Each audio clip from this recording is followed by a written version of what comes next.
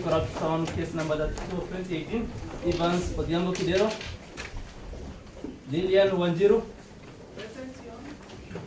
Jimmy Mutuku, Gregory Mwakanongo, Stephen Ogago, Luke Betimo, Maurice Puchien, John Gidua, Grace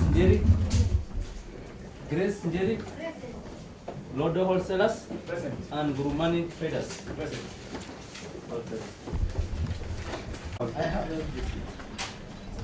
You don't think 2 hours will be good for us? 2 hours? No, I'm not giving them 30 minutes. You're sure? There's so much. What, 1 hour? There's so much. 1 hour? Anything of submission? The other.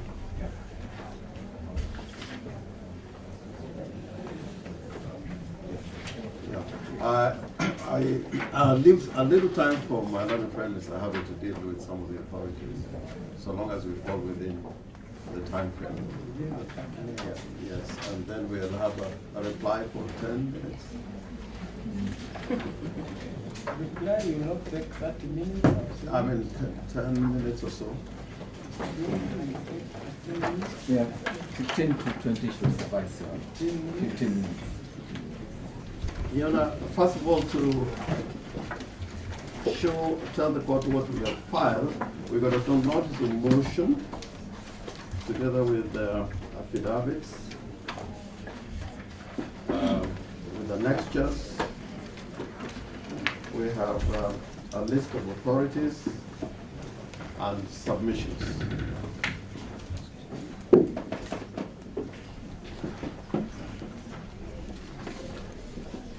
Yana, this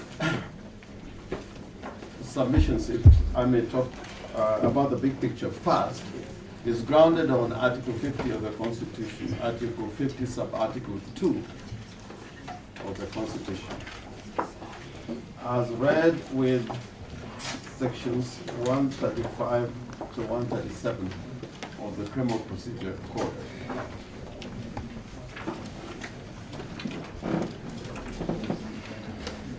And the first limb of this application is in respect of the requirement that no person shall be charged with an offense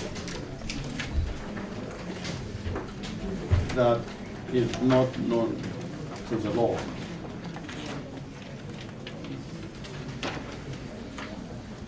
And in this regard, in relation to count 1, we are saying that count 1 as framed does not constitute an offense as known to the law.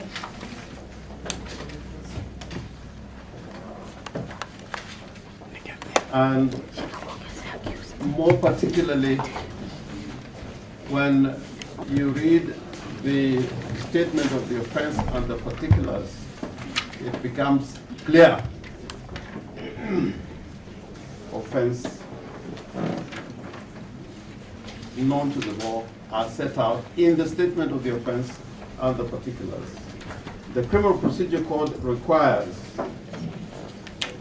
in the framing of charges, that there should be a statement of offense that is found in section 137 of the Criminal Procedure Code, and more concerned about subsection Roman 2 and Roman 3 of A. 137A 2 and 3. And Leona, I want to take you to the particulars of the charge of conspiracy are set out in the charge. And I invite the court to look at it. You'll find it clear that there is no offense known to the law as framed in the particulars.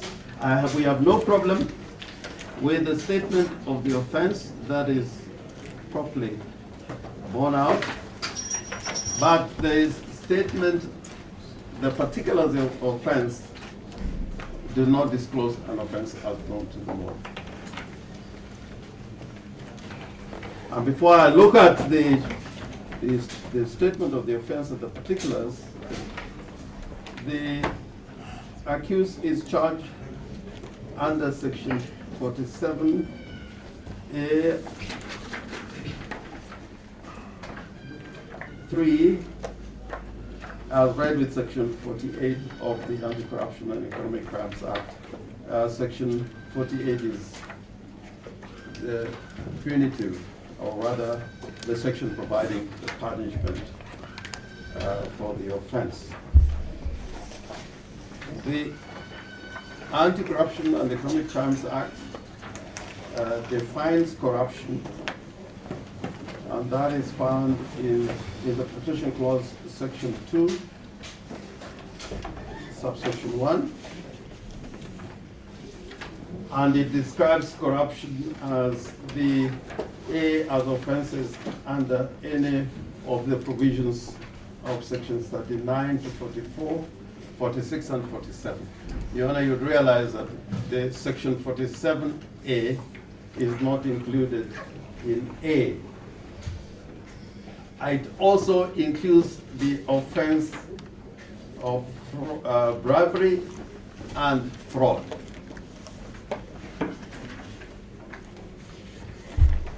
Your Honor, you would gather from the Anti-Corruption and Economic Crimes Act that the offense or crime known as fraud is not defined. But it is straight law that whatever the offense, however defined in any law, there must be specific provisions of the law contained in statute. And in this regard, the prosecution is relying on section 47A subsection 3 of the Anti-Corruption and Economic Crimes Act. And section 47A subsection 3 defines states that a person who conspires, a person who attempts to commit an offense involving corruption or an economic crime is guilty of an offense. And 3, a person who conspires with another to commit an offense of corruption or economic crime is guilty of an offense. Now that section is disjunctive, that it's talking about the offense of corruption and economic crimes. So for purposes of the argument, we will assume that the prosecution has elected to charge the accused persons with the offense of corruption.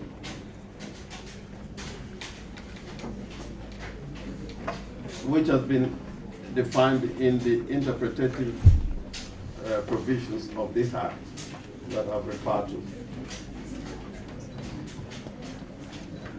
But then, Your Honor, when it comes to the charge, which I may read out, the particulars of the offense, the vice dates between 16th January 2014 and 25th January 2016 within the Nairobi City County in the Republic of Kenya jointly conspired to commit an offense of corruption, namely fraud, leading to loss of funds in the sum of Kenya shillings 213,327,300 for services not rendered. If you dissect the various components of these particulars, then, Your Honor, you will find that the prosecution runs foul of various requirements of the law. With an ordinary principle, which may not sound very ordinary, but is important for purposes of framing out a charge. If you read these particulars, the act or omission constituting corruption, what one may call, as every lawyer knows, actus reus, is not stated in the particulars of the charge.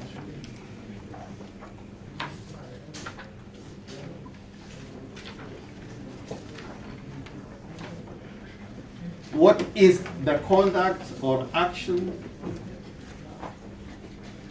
which is the constituent element of the crime that the accused persons are being confronted with.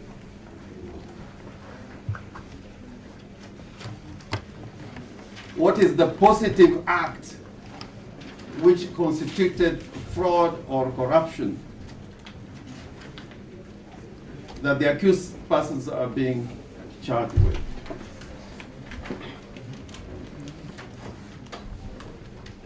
Now, the way it is set out, and if I may just refer to 3 words: corruption, namely fraud. That is a tautology. It is a reiteration of the word or depiction of the offense, which is corruption, but in their understanding, corruption means fraud. That is not what should be contained in the particulars. The particulars should contain the act, the positive act, so that the accused person is put in a position where he knows what is it that he did, what is the omission in terms of the charge.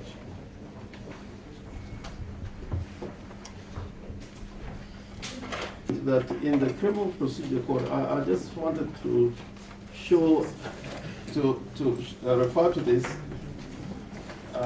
because this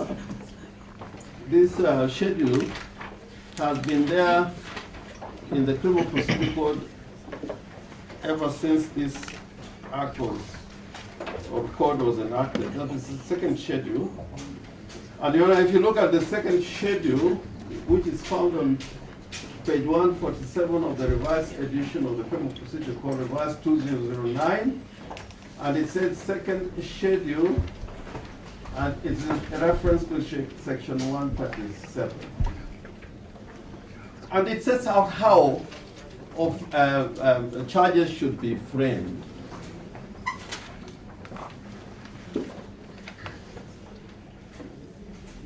And you can take any number of these offenses, the format that is set out in the schedule.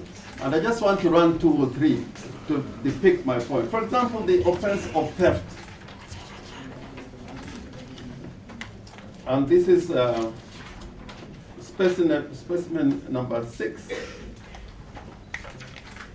And it refers to stealing contrary to section 275 of the Penal Code. And the offense as set out in the Penal Code is the offense of theft. Now, in the particulars, it says the way the offense should be set out in the particulars. AB on the day of 19 in district within the province stole a bag. There's the act, what the accused person did.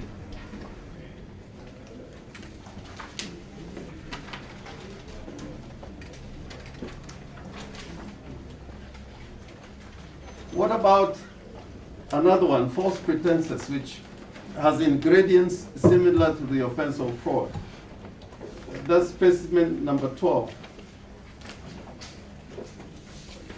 Particulars of the offense.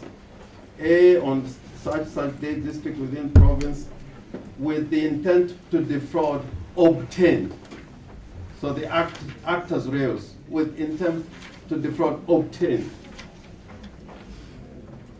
The next 13, conspiracy to defraud, which Your Honor would be keen to look at because the offense with which the accused person is charged is in relation to conspiracy. It sets out, the manner in which it should be crafted. It is number 13. A and C and D and so on such a date and a particular district conspire together with intent to defraud by means of an advertisement. So what is lacking in this particular charge and the particulars is the actus reus. What is it that the accused persons did? So that they are noticed. It is not enough just to say it was an act of corruption.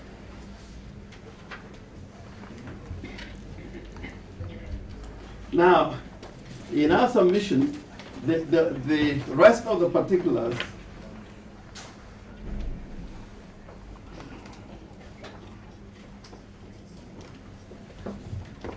are basically consequences. They say, namely fraud leading to the loss, Now, it's like saying so-and-so murdered leading to the death.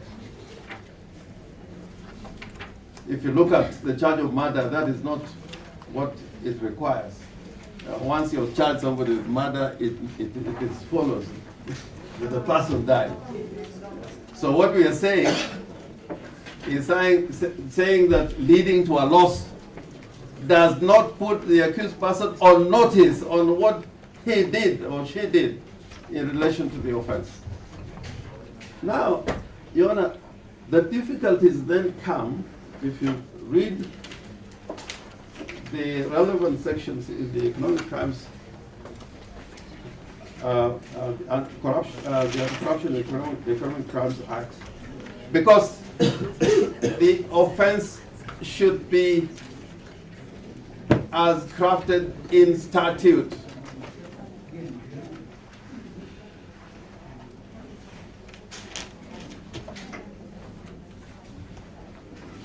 So if one had to charge somebody in an attempt or conspiracy under Section 47A, it is enough to say that the person or the persons conspired to commit an offense of corruption, and then you will set out the actus reus. There you will be falling under Section 47A, subsection 3. The components in the particulars which I was saying the three components, namely fraud leading to loss of public funds. Why is that? If you look at this statute, like for example, Section 45 of the Anti-Corruption and Economic Crimes Act, why it is envisaged to charge somebody with an offense that leads to consequences, and therefore it is an ingredient of the offense, you'll find that in Section 45, you will find that the offenses are set out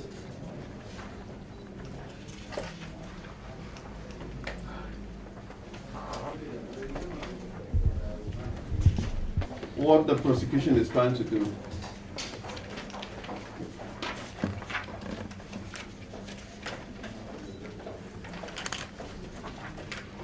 For example, Section 45, 1B, a person is guilty of an offense if the person fraudulently or otherwise unlawfully damages public property, including causing a computer or another electronic machinery to perform any function that directly or indirectly results in a loss. So, the entire ingredients of the offense is stated if indeed one had to be charged with that kind of offense. Your Honor, you'll find that under Section 47, which deals more directly with corruption as a substantive offense,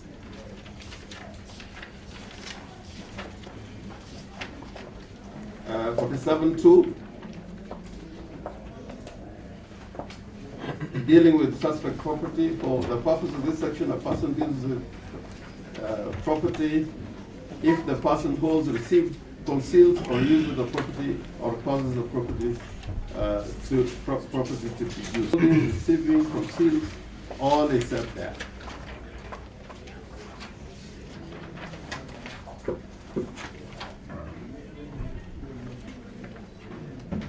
So in a nutshell, we can now discern from the statement of particulars, I don't know how many minutes I have left, I'm looking at the clock, is that what the prosecution has done is rolled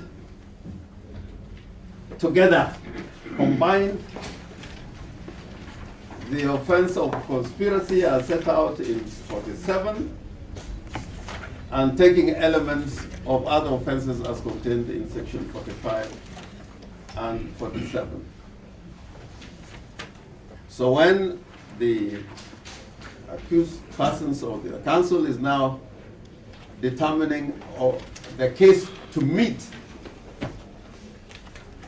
and particularly because 47A is not a substantive section in terms of the fact that it talks about corruption, which is defined elsewhere, or any other offense known to the law is not defined.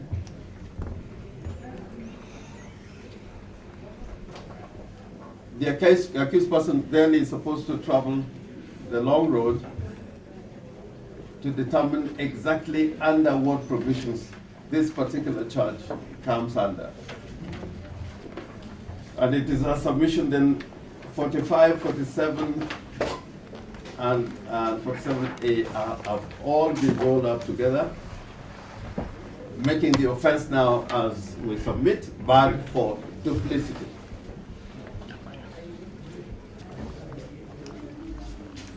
And we're saying duplicity because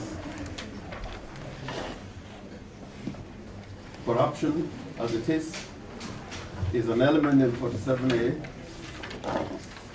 And if they want to charge with corruption, if it is fraud,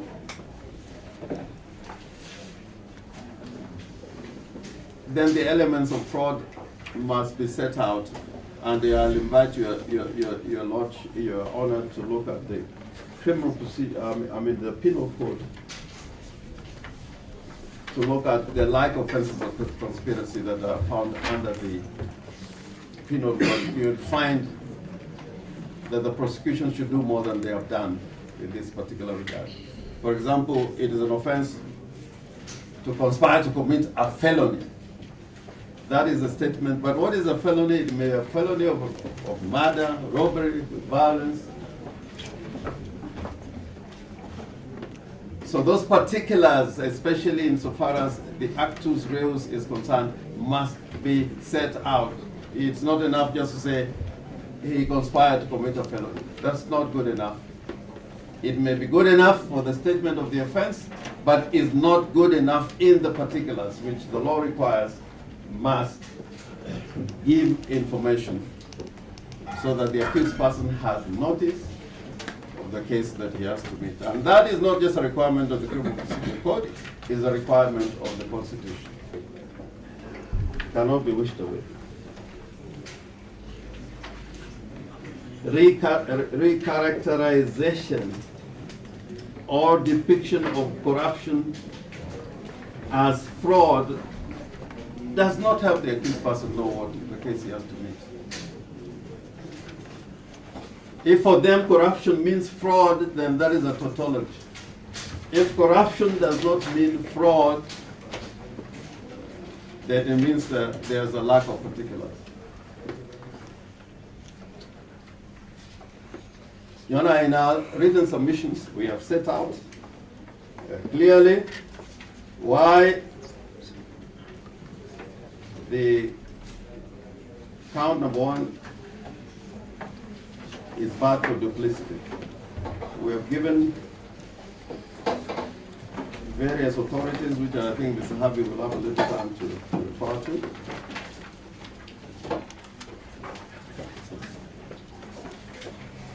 Yona, can I just be reminded of how long I have left? I don't want to. So far, you've taken 20 minutes.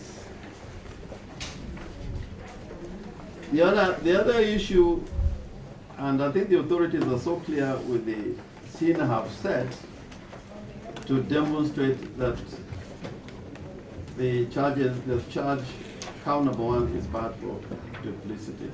Now, on joinder. We say there's misjoinder.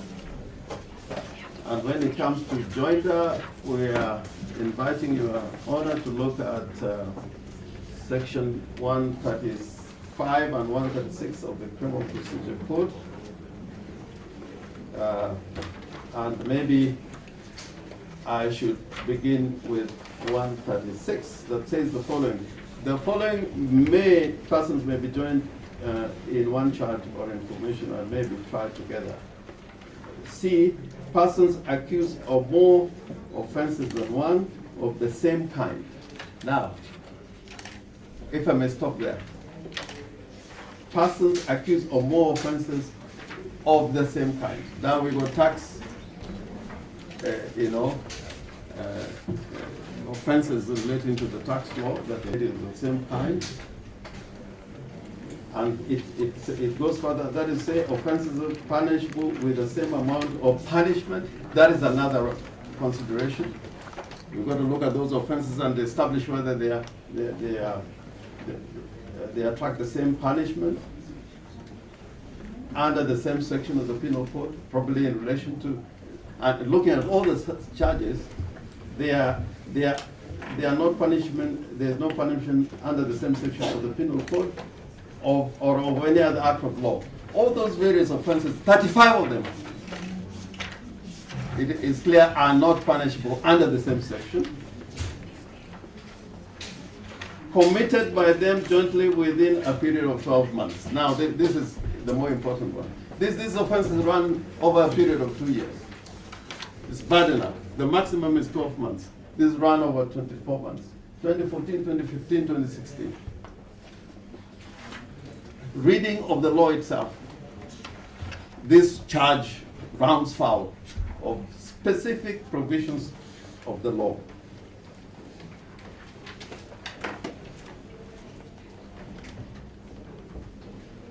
And then it says, D, persons accused of different offenses committed in the course of the same transaction.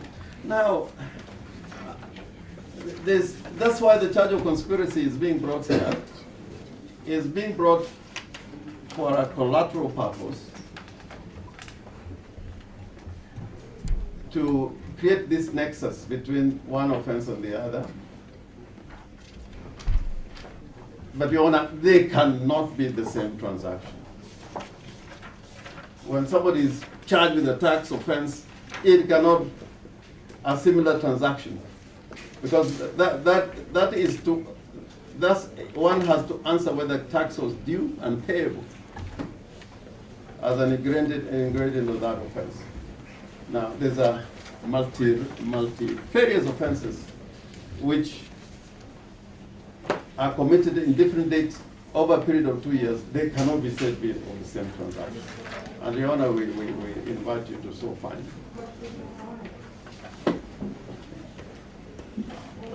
And then section 135, subsection 3, where it says that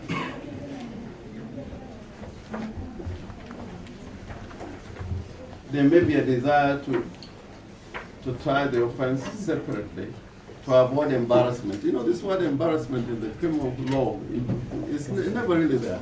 In the civil in the civil law probably you can find it. But to subject, for example, each accused person to sit in court for 70, 80 days, when his or her matter can take 2 days, I think falls squarely within subsection 3. The authorities we have placed before you also on the question of the law frowning on a charge of conspiracy where there is a substantive charge. I want to stop there so that Madam Friend can talk now. Your Honor, so that we make maximum use of the available time. What we're asking, Your Honor, is not novel. It's been done before. And this was done in the case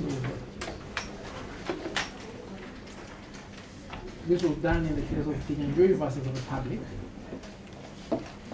We have extracted this case from paragraph 41 to to paragraph 42 of our submissions. Republic versus Kinyanjui. Sorry, Kinyanjui versus Republic. Your Honor, it is reported as criminal appeal number 141 of 1986. We've set it out as item. It's a court of appeal decision.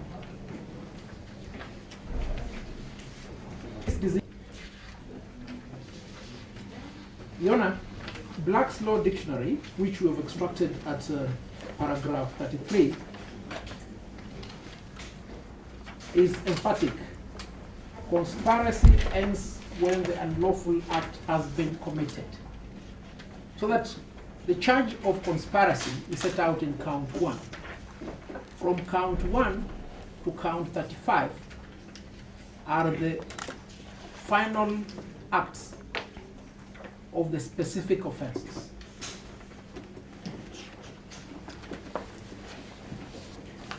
It follows, therefore, if, as it is in this case, the prosecution has a specific final offense, then they must be compelled at this early stage to elect. Your Honor, in a humble submission, we have demonstrated with the sufficiency of case law how count 1 cannot be sustained.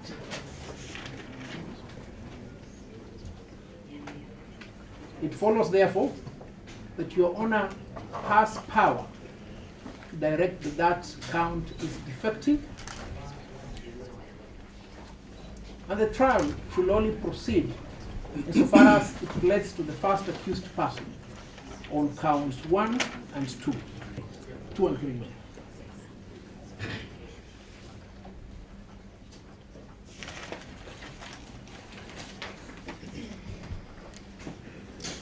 Your Honor, if I may take you to the case appearing at paragraph 40, that is the case of Uganda versus Milimani and another. It's a 1970 East African law report case.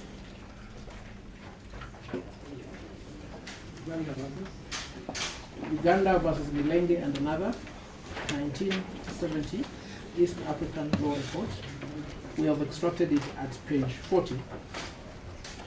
Your Honor, permit me to read, because this is very significant. We are satisfied, and that is the decision of the appellate court, we are satisfied, therefore, that in the circumstances of this case, that the decision of the Chief Magistrate that the prosecution should elect whether or not to proceed with the trial on the count of conspiracy, or alternatively on the 4 remaining counts, was a matter within the discretion of the court.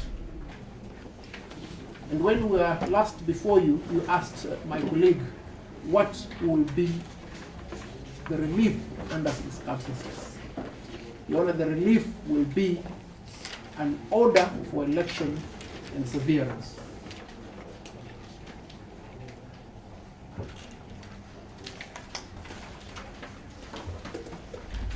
Your Honor, on the complaint of one of particulars, insofar as count 1 is concerned,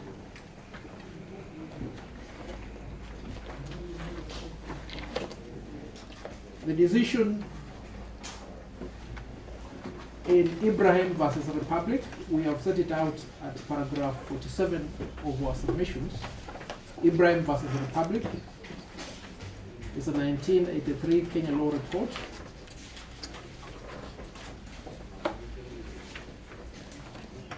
Again, a decision that affirmatively states a charge deficient for one of particulars is incurably defective and fatal. A decision which the court can make at this stage. It is a matter that need not await the trial of the case.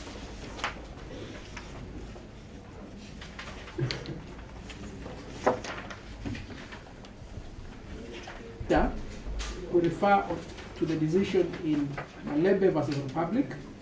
We have extracted it at paragraph 50 of our submissions. It is reported as 1982 Kenya Law Report. This decision is ratio for the proposition in law that misjoinder occasions a failure of justice. It renders the entire charge incurably defective.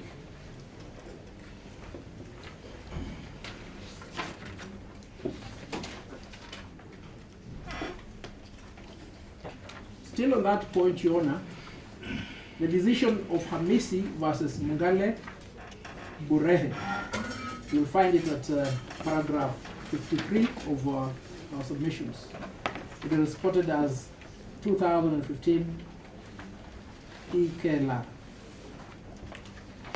And this is what the court had to state. The court may do this, that is, order severance,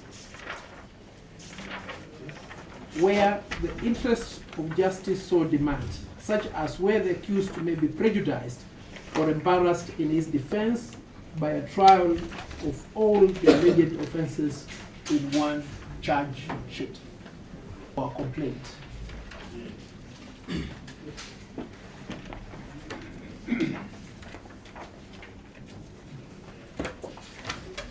Your Honor, just 1 minute, then I'll conclude. The last decision is the case of Lilian Bogo Omolo versus Director of Public Prosecution.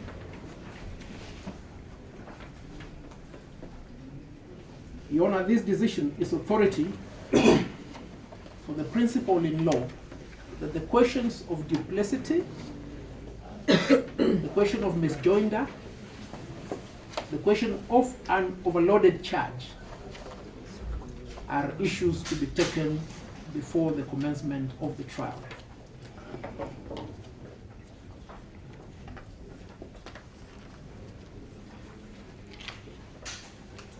Your Honor, permit me to conclude with reference to Article 50, Subarticle 2, Paragraph L, which underscores one of the fundamental elements of a fair trial as being the right to refuse to give self-incriminating evidence.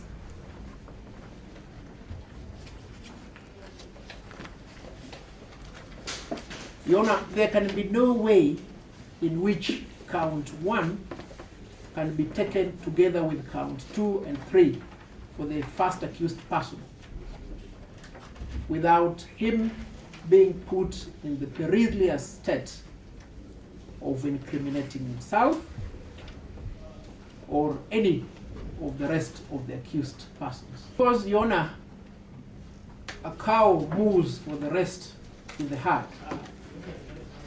That peril is one that affects all the accused persons, because each and every of them will have to defend himself or herself individually on counts 2 to 35,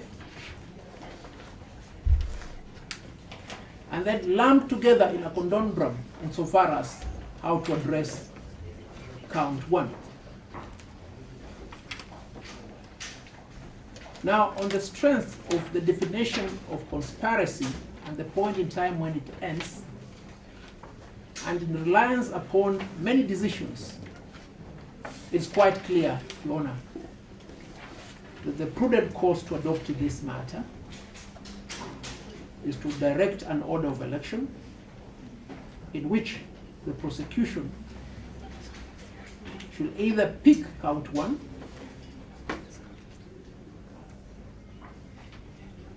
or count 2 and 3 separately for the first accused person. With that, thank you, sir.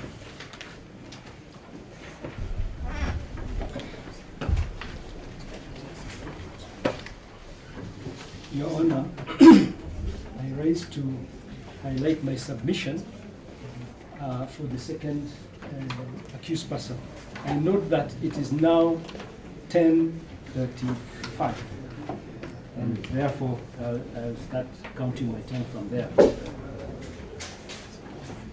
Now, Your Honor, I will not tire the court with repetition of what the first accused persons have said. I will simply go into the gaps that particularly concern the second accused persons. In a nutshell, the overview of my submissions for the ease of reference first and foremost deals with the specificity of the charges, and that in particular count 1, which deals with conspiracy, concluding that that charge, the way it is presented to you, does not meet the fair trial tests that are guaranteed to the accused person under Article 50 of the Constitution and Section 134 of the CPC. The third matter that I will deal with, especially in count 1, again, is the misjoinder of natural persons and companies in a conspiracy charge. It is fatally, we shall be concluding that that is fatally defective. And thirdly, we shall be dealing with the question of 3 cases in this trial being collapsed into one for the convenience of the prosecutor and to the disadvantage of accused number 2 and other accused persons. And to expand that a little bit, I will say that one of the cases in this court, that is count 34 and 35, deal with matters of failure to pay taxes by the 10th and 11th accused persons and has got nothing to do with the rest of the accused persons. Now, that is one case. The second case, from count 4 to 17, deals almost exclusively with abuse of office, which again gravitates around accused number 2 to accused number 7. And finally, you have the case of dealing with suspected stolen property, which involves the rest of the case. That is count 2, count 4, count 18 to 32. Count 2, count 4, 18 to 33. So these are clearly distinct cases because accused number 2 is in the cluster that deals with matters of abuse of office. Whereas evidence in count 2, count 4, count 17 to count 35 are being addressed. It is clearly against the constitutional order that guarantees her a speedy conclusion to her trial. Now, having gone over the roadmap of my case, I wish now to address you about the legal framework for the charge of conspiracy. Now, to my mind, we are dealing with 3 laws. The first law is Section 74A of the Anti-Corruption and Economic Crimes Act, which I'll call from here on the Corruption Act. Section 47A is very, very emphatic that it deals with persons. It says, the law is emphatic, it says attempts and conspiracies. And it says a person who attempts, that is the first part, a person who with intention to commit an offense. And thirdly, a person who conspires with another. Now, does accused number 10 and 11 fit that bill? suppose my accused is found guilty or is charged with conspiring with accused number 10 and number 11. Will she be guilty of conspiracy? The answer is no. And why is that so? Because you did not even demand bail from accused number 10 and 11 because they're not persons. So this charge, as presented, clearly manifestly shows a clear illegality on that face alone.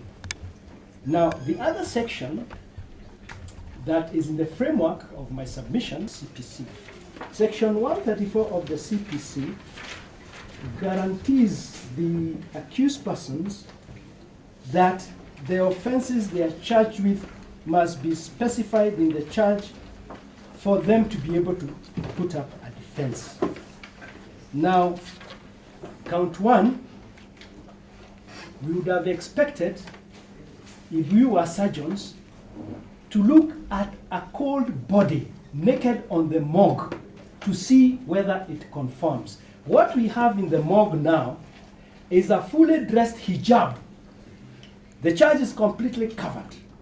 Safe to say that you are charged with conspiracy with all the 11 persons, including the artificial persons. So that is completely against Section 134. And then, of course, we have Article 50, which emphatically demands that the accused persons be informed with sufficient detail the charges before them that they are facing, and it also says that they are entitled to a conclusion of their trial without undue delay. Now, the charges before you do not satisfy the legal framework I have pointed out to you for the following reasons. I have pointed out to you that the Anti-Corruption Act, Section 47A, only contemplates, and this is the cornerstone, the absolute base for which the prosecutor has brought this charge. And that base says that a person talks about a person of natural persons and unnatural persons. So with that, they have actually violated the very law that they are quoting before you. Now, that having been said with respect to Section 47A, I dare say this. When a man has a dirty mustache, they dare not kiss a beautiful woman. How dare the prosecution now, with their dirty mustache, wants to kiss this court and to darling with this court? They must be refused. You know, object, I don't know. No. Take it easy. Soup on the face of it, you don't need a first law student to see that you cannot charge my client along with a dog, for instance, or a cat. But here they're charging my client along with an artificial person. Clearly wrong. Now, what is the remedy? What is the remedy? The remedy is one, to dismiss that charge against my client and all the accused person. The second thing, now the specificity of the charge that is demanded by Section 134 of the CPC. Here we have a problem. If the prosecutor, and I believe Mr. Ryungu here is not an angel of vengeance, he's a professional person. When they say that these people conspired, they mean that they know that they conspired. For instance, they can tell us by email, you wrote to each other and agreed to defraud the county government. You can say they met at Safari Park, or they met in Mr. Narwa's office, or they met in Kiambu at a certain hotel. But now they are telling you, these people met generally in the whole of Nairobi County. Clearly, And nowhere have they cured this defect in the statements that they have given. When I was discussing this case with my client, I asked her, where did you meet? She says, I don't even know. These are my work colleagues. We don't know, I don't know which meeting. I don't know whether it was the policy meeting we had at Safaricom, at Safari Park. I do not know whether it is the policy meeting we had at Mr. Kidero's office. I do not know where. So the prosecutor, if indeed he knows where, why doesn't he say so? And should you entertain such a situation? You shouldn't. This is a big office. It is not the police anymore that are charging these people. These are our fellow brothers and sisters in the law. They should not be entertained to play around or to undercut the law. What happened and where? There is nowhere in the investigation report where they visited a certain place or they disclosed to us where the conspiracy was hatched. And there is a nefarious reason for that, is to have a big case in the face of mounting political pressure to show that they are working. And also to increase the bail money. Because 213 million, you cannot get a bail of 50,000. It is commensurate. So there is actually a motive for this, and that must not be allowed to kiss this court with that dirty mustache. Concern to me is the collapsing of these charges into one trial. Clearly, it offends Article 50, which demands that they must give reasonable opportunity for the accused person to have his case concluded. So you will be listening, Your Honor, to count 17 to 35, which is longer than count 4 to 17. For my client will be sleeping and I will be reading newspaper in court because it has nothing to do with my client. Nothing whatsoever. So I pray that that cluster be cut off from this court. The DPP was advised by the Chief Justice in public about this very problem. This very problem, the Chief Justice has spoken about it to the entire country and the world, saying that it is wrong for you to do this, and they have done it. The mantle falls on you now to set them right, so that we do not waste. Mr. Kidero, for instance, will be sitting here after count 1 and 2, dozing or reading newspapers. He has a battery of lawyers being paid by him.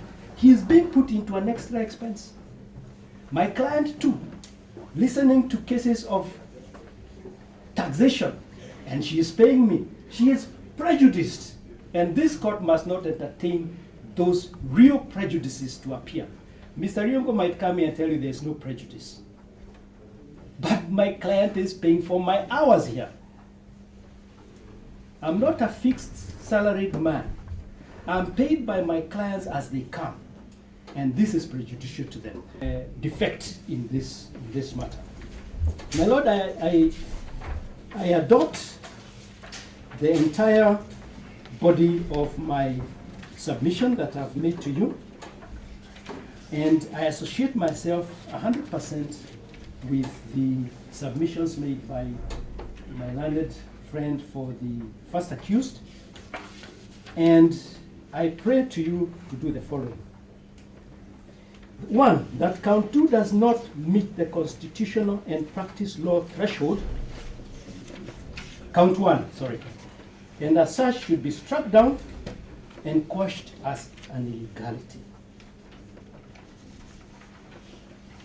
Number 2, I'll pray to you to have the cases severed into their respective clusters. That is, count 4 to 17 to have a separate trial. And the rest, you will know what to do with them. I don't want to that is my main issue, count 4 to 17. I concur with Mr. Duor, who on the last meeting talked about the taxation in count 34 and 35. Although they do not affect my client directly, this is one cluster that must not only be clustered alone, but also removed from this court. For the reasons that, that is accused 10 to 11. Sorry, 8, 9, 10. Sorry, 8, 9, and 10. Because we have been told again and again that the issue of taxation, other than being an issue of a criminal nature under the Corruption Act, is really in the nature of a quasi-civil matter, which you can dispute. If somebody says you owe me 1,000,000 shillings in tax, I can come to you and say, listen, that is not true. I have paid so much, this one is exempt, my due to you is 10,000 shillings. Now, they are jumping the gun and dancing before the drum and bringing such persons to court. I submit that that count 34 and 35, and Mr. Ryungu could probably agree with me because he's not an angel of vengeance, that these are cases to be withdrawn forthwith. With that, I wish that in the comfort of your chambers, you will sympathetically look at my submissions and agree with me that you cannot allow the Lady of Justice to be kissed by a dirty moustache. Thank you, my lord. We filed submissions on behalf of the father accused person in support of the application by the first accused. You may kindly, Your Honor, confirm that they are on record.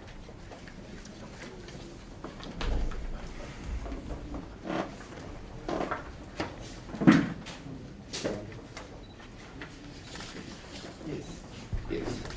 Your Honor, I cannot put it better than has been put forth by my learned colleagues on the two issues that have been raised regarding count number 1 on conspiracy and the misjoinder of the counts as set out in the charge sheet. However, Your Honor, just a few issues to point out in support of the application. First and foremost, Your Honor, I totally concur with the submissions of my learned colleagues for the first accused and the second accused in respect of the position taken by the third accused in this proceedings, in addition to our written submissions. Your Honor, in our written submissions, at paragraph 1 to paragraph 9, we have addressed the issue of duplicity in respect of count number 1, and also the issue regarding want of particulars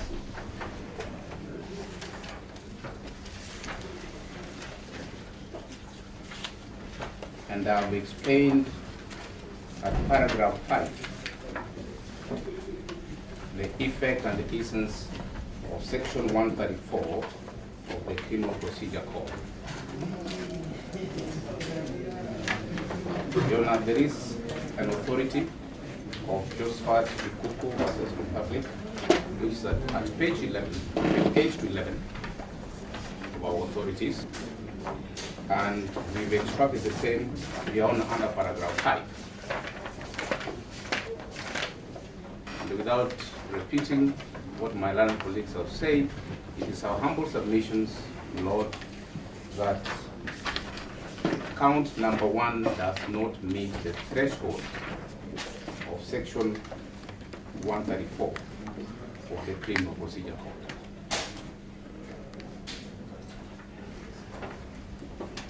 And should therefore be dismissed.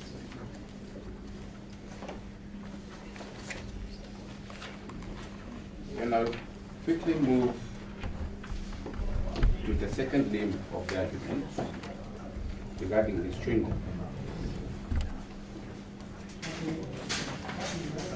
It is our humble submissions, Your Honor, that the charge sheet is overloaded. There's no doubt about that. This issue of an overloaded charge sheet, Your Honor, has been considered by both the High Court and the Court of Appeal. And decisions have been made in that regard. At page 12 to 19 of our authorities, there is a Court of Appeal decision of Elvas Ryungu versus Republic 1997 EKLR.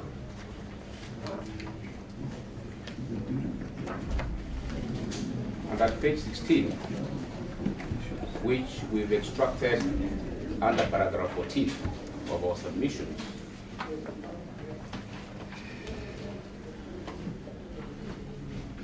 the issue of an overloaded charge sheet and the effects thereof was extensively considered by the Court of Appeal. And this is what they have to say, just if you may allow me to read just 4 lines. Quite apart from the question whether the prosecution could find legal justification for joining all these counts in one indictment and resisting severance, the wide and the mere important question has to be asked whether in such a case the interests of justice are likely to be better served by one very long trial or by one moderately long and 4 short separate trials. Before you about an overloaded charge sheet is not new. And as the Court of Appeal rightly put it, the interest of justice will be served by having a very short trial, other than having a very long trial, which will cause confusion and a waste of time for everybody, including the court.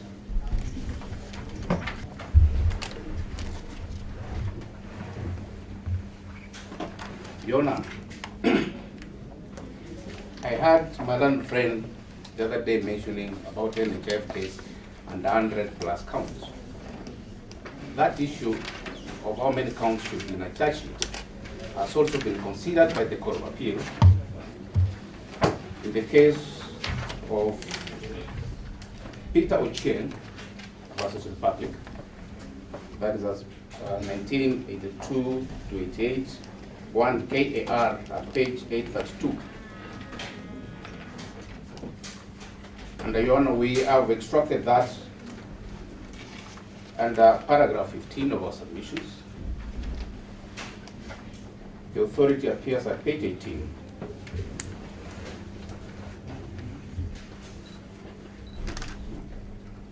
And if you may allow me, Your Honor, just to read 2 lines. Under paragraph 15, it says, even 25 counts were considered too many. And in Ochieng's case, Supra, the Court of Appeal observed that anything beyond 12 counts could be prejudicial. And he went on to say, Your Honor, that and the Constitution, which is the mother of laws, clearly states that the accused shall be afforded a fair hearing within a reasonable time. So that, Your Honor, a long trial with so many counts which are unrelated will not afford the accused persons, speaking for the third accused person, a fair hearing within a reasonable time as contemplated by the Constitution.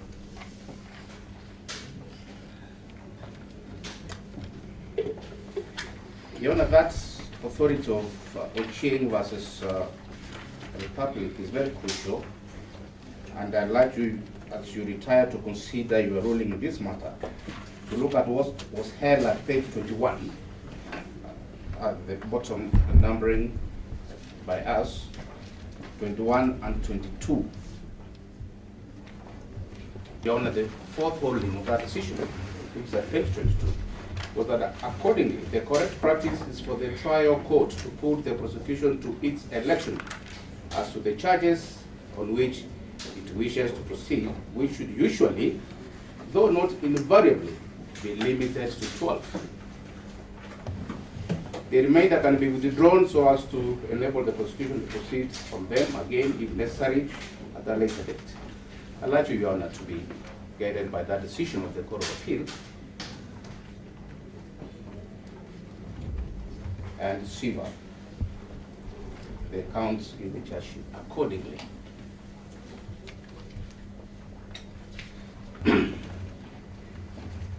Inasmuch as we support the application on behalf of the first accused person, you will note that the prayer sought only relate to the first accused person. And of course, the court cannot issue prayers which have not been sought by parties. But again, Your Honor, this issue was considered in the case of El Fazilungu. We have reproduced what the Court of Appeal said at paragraph 16. And the court says we are conscious of the fact that El Fazilungu is the only applicant before us. However, we note that there are 4 other accused in the indictment. These have been interested parties, and are persons who could definitely be affected by orders made herein. They were represented before us and supported the applicant's case as per the submissions of Mr. Ngatia. It could therefore be a total waste of public funds and time, as well as court's time, for any of these other accused to turn up and make applications similar to the one before us. For these reasons, we have found it necessary to categorically state that the orders which we hereby grant in terms of prayers 1 and 2 of the originating motion dated that are applicable to all accused named in the indictment subject matter of these originating sounds.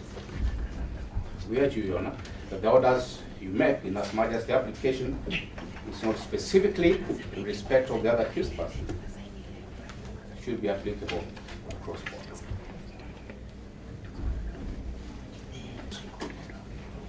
And rely on the submissions filed on behalf of the accused person and the authorities cited, including the ones I have not highlighted, and I you to consider all of them and allow the application as printed.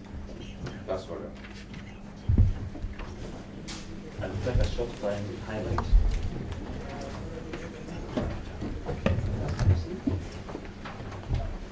Now, on the first point, you are being invited to consider is on the issue of the manner in which the first count is framed. And this is our submission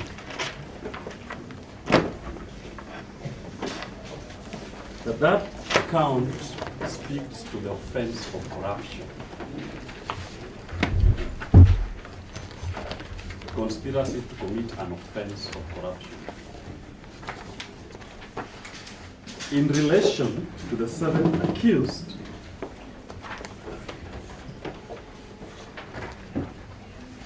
the prosecutor has included counts 7 to 14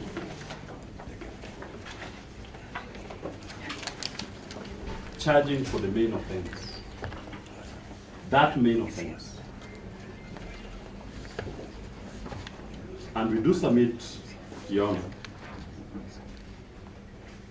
that guided by decisions of other courts, Court of Appeal, High Court, a prosecutor has to elect superior courts, and the Court of Appeal. A prosecutor has to elect whether to go for a conspiracy offense or the main offense. In the case of Mikali Nabutola and 2 others, Macharia J did find that it is wrong, in fact the words used in the judgment, it is wrong to include the conspiracy and the main offense in the same charge sheet. Not effective, but wrong.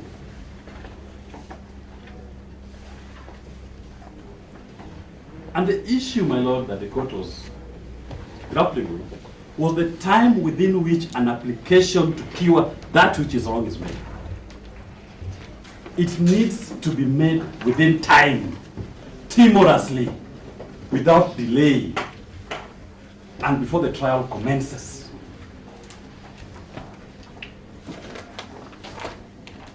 The applicants in this case have made the application in time when the court and the prosecutor has an opportunity to cure that wrong charge sheet.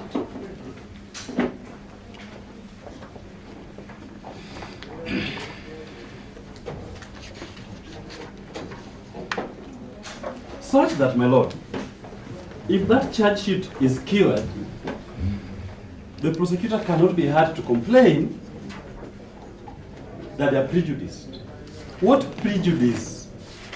To cure simply means we are now clear on what charge the accused persons are facing. They will be given better particulars of the charge.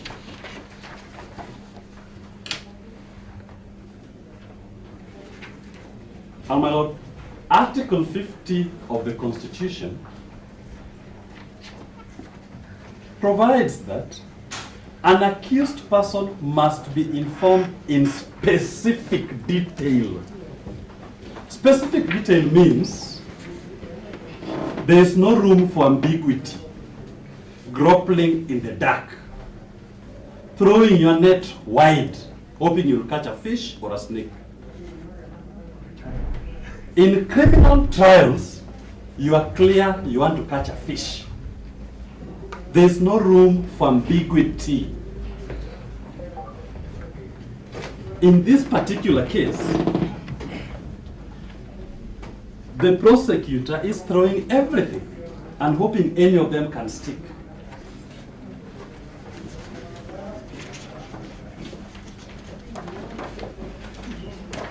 And my lord, this becomes important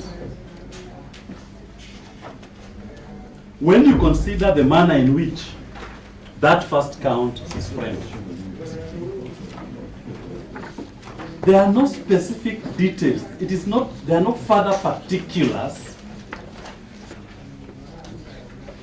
in the particulars of that offense that the seventh accused person can be able to respond to how this conspiracy was conceived. The words are on diverse dates.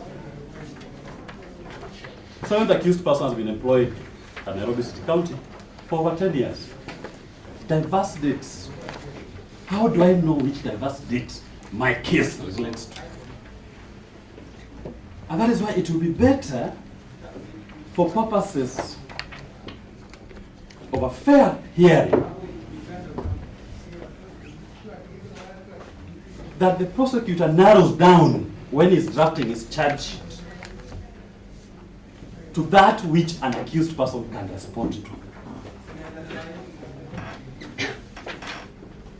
And that brings me, my lord, to the second question. Convenience to the prosecutor. He will argue that it is convenient to lump everybody in an omnibus charge sheet. I invite the court to consider convenience vis-a-vis the right to a fair trial.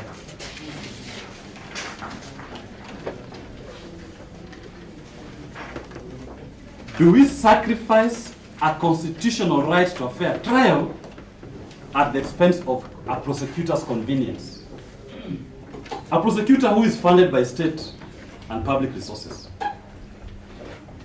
and who has almost unlimited opportunities and is not inhibited by limitation of action to prosecute his case, vis-a-vis an accused person whose life almost comes to a standstill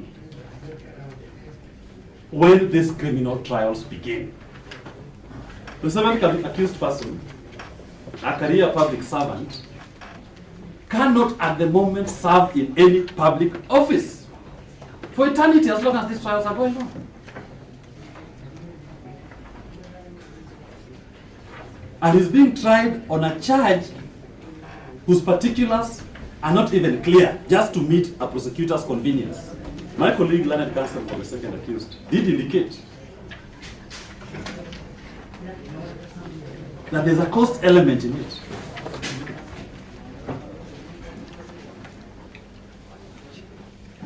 That cost element vis-a-vis the prosecutor's convenience.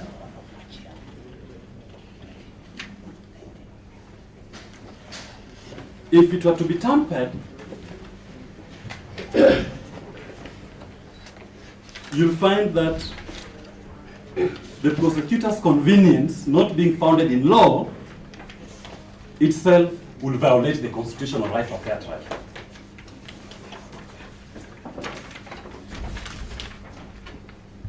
But on the question of the duplicity of the charge, the seventh accused person has only 7 counts to respond to out of 35.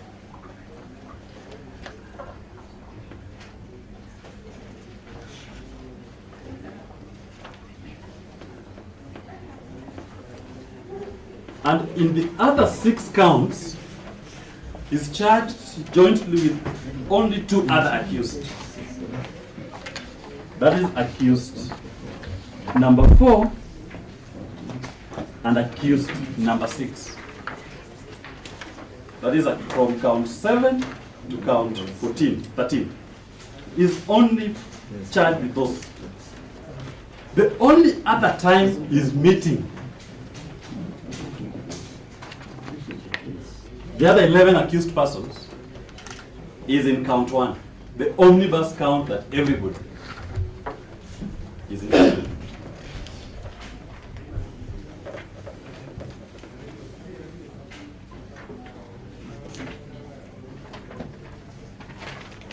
The rest of the time, when the trial of the other 7 accused persons will be going on, this 7th accused person will be a spectator.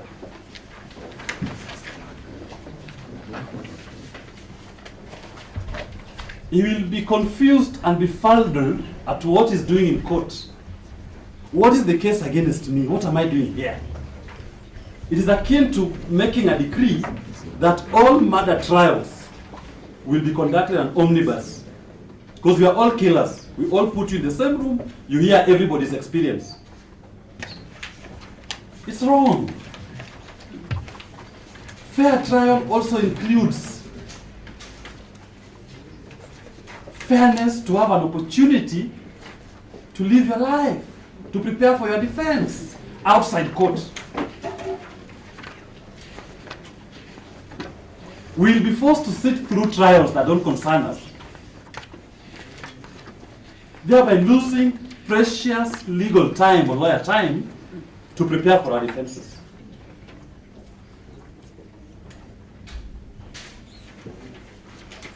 And we are not saying the prosecutor will be prejudiced.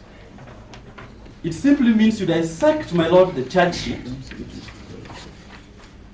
And in terms of case management, do it in a way that is short and sweet, that we are able to execute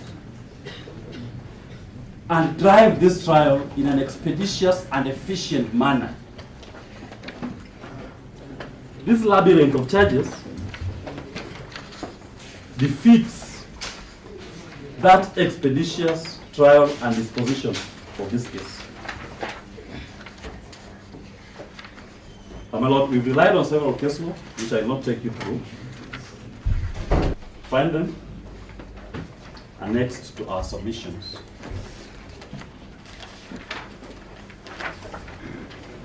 And with those submissions, my lord, we do pray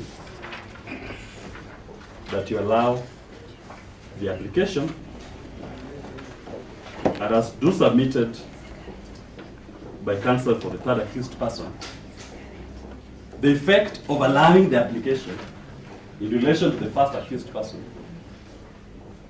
would be that the prosecutor must now relook as to the arrangement of the entire charge. Its effect will be to apply to all parties. That is already on record. Pardon? That is. That is right. Yes. Actually, that was my last point. Will you play him aloud that allow the application? Thank you very much. Well, just as a matter of housekeeping, the motion has been duly filed and has been responded to. It's dated 5th March 2019. And Your Honor, just for the record, there is a replying affidavit of one Jennifer Kanu, and then there is a further affidavit of John Gidua Njogu, which has been filed this morning. Your Honor, this application is precedent-setting in the sense that it underscores one of the fundamental issues guaranteed by the Constitution, that is the right to a fair trial. You know, the major complaint that has been raised in this notice of motion is in relation. Mr. George, Yes. when was you were putting our house in order? Yes. Were you in court? No, he This was- morning I wasn't here. Yeah? I I wasn't was here. here. Oh, you were there? Yes. So you did Yes. Until- Less than 30. you've taken two. Your Honor, you took away one. Your Honor, I'll try. Yeah. So, Your Honor, the charges or the counts are counts 35 and 34. And Your Honor, we've actually stated the factual position in the supporting affidavit. And I wish to start by stating that the rights to a fair trial under Article 50 and underpinned by Article 25 are not cosmetic.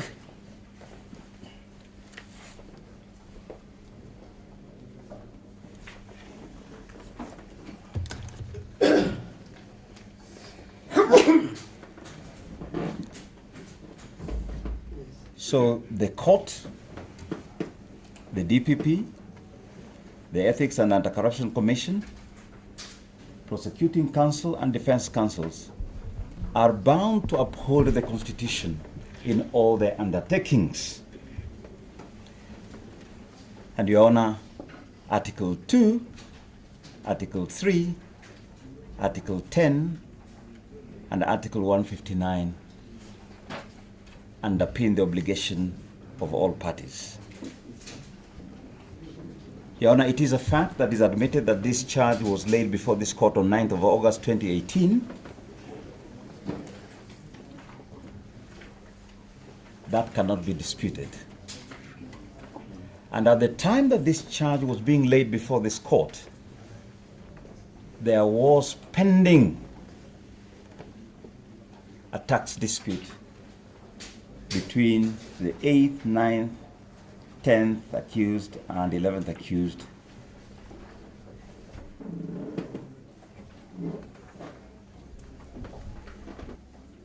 A matter that is acknowledged. So, Your Honor, as early as 14th July 2017 and 23rd of November 2017,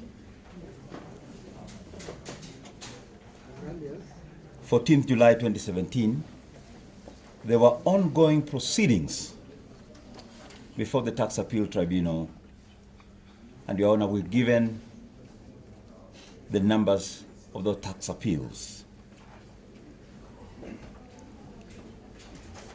Your Honor, all we are saying is that the pendency of those proceedings before a specialized forum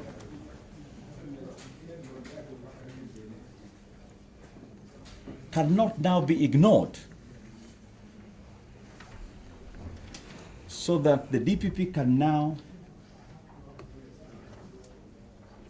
bring a charge before this court to ignore what is before the Tax Appeal Tribunal.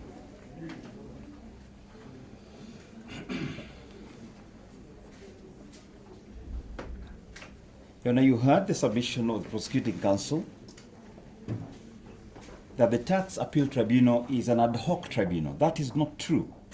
There is a Tax Procedures Act, which is Act number 29 of 2015, that was assented to on 19th of the Tax Procedures Act, which is Act number 29 of 2015, and that was assented to on 19th of January 2016. So an ad hoc tribunal is one that has got no founding in law, which is not the case. Now, a quick look at the Tax Procedures Act, especially Part 8 thereof,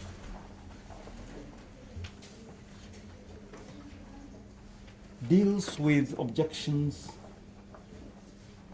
to assessments under Section 51, the right to object under Section 51, the right to appeal to the Tax Appeal Tribunal under Section 52,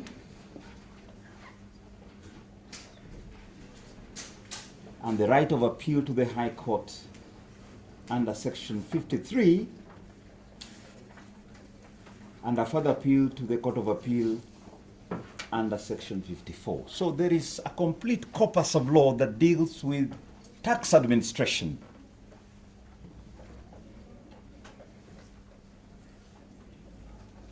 So the pendency of these proceedings, and it's not denied that they are pending,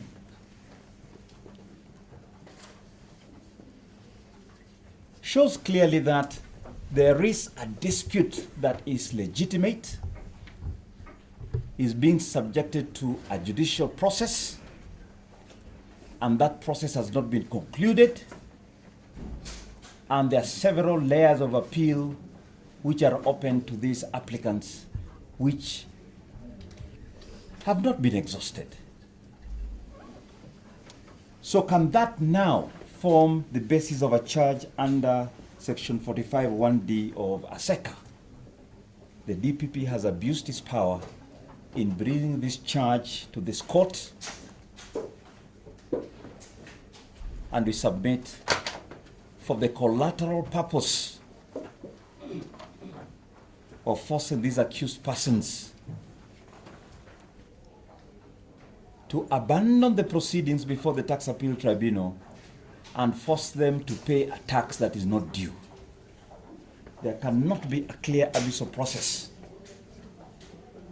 than this. You know, the question you'll be asking yourself, is there a conclusive order of the Tax Appeal Tribunal stating that this tax is due and payable?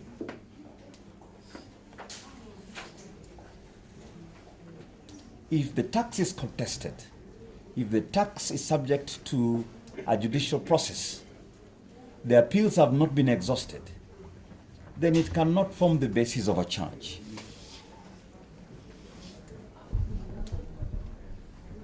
You are out of abundant caution. We have annexed all the tax appeals.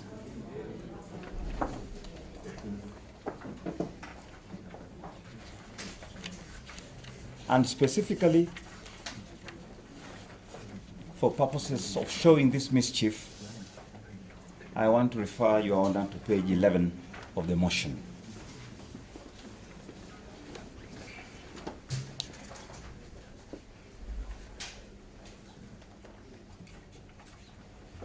And I want to elucidate this mischief in relation to the ninth accused. The ninth accused is the wife of the eighth accused.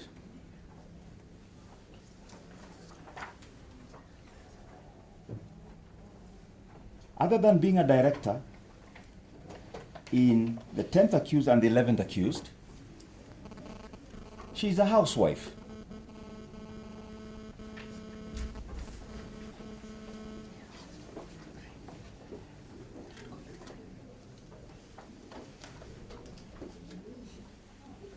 And you know, the objection that we lodged against the taxman is that all the little money should be given by the husband to buy Skuma Wiki. is being taken as income.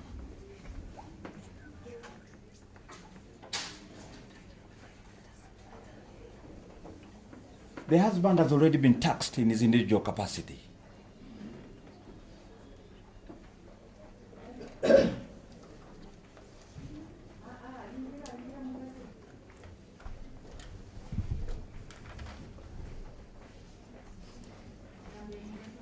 Are those payments for household expenses subject to further tax? Assuming there was a dividend from the companies, there's already corporation tax that has been paid by the company.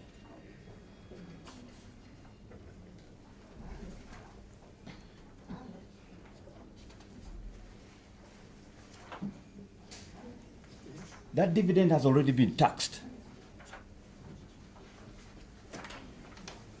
The husband draws on the dividend to pay the wife to buy milk. Is that income which can be subjected to tax?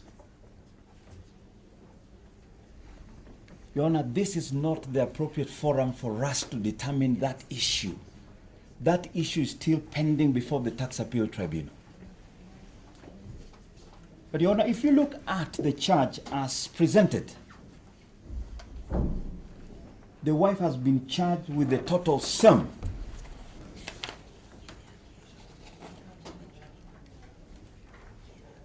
as the husband and the companies.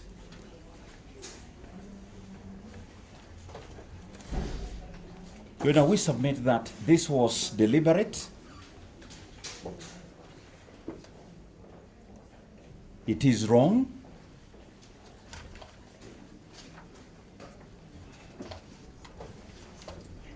It is being done with the collateral purpose of forcing these accused persons to abandon the proceedings before the Tax Appeal Tribunal, which raise very substantial issues as to the legitimacy of the tax that has been imposed.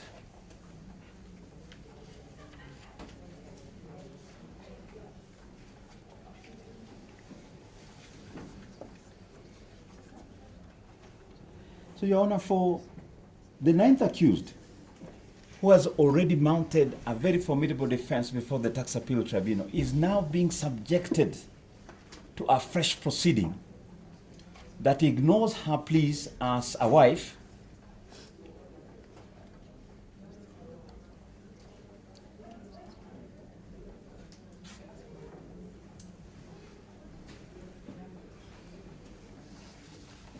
and, Your Honor, once again, the Constitution guarantees equality before, during, and after.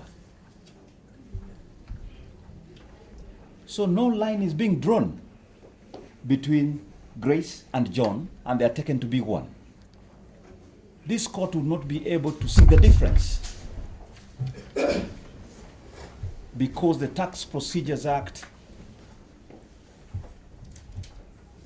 is not administered by this court. So, Your Honor, on account of jurisdiction, these charges must also be dismissed.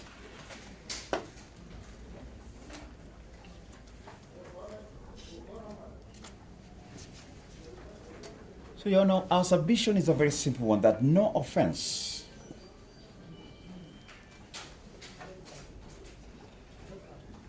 can be brought under Section 45, 1D of a SECA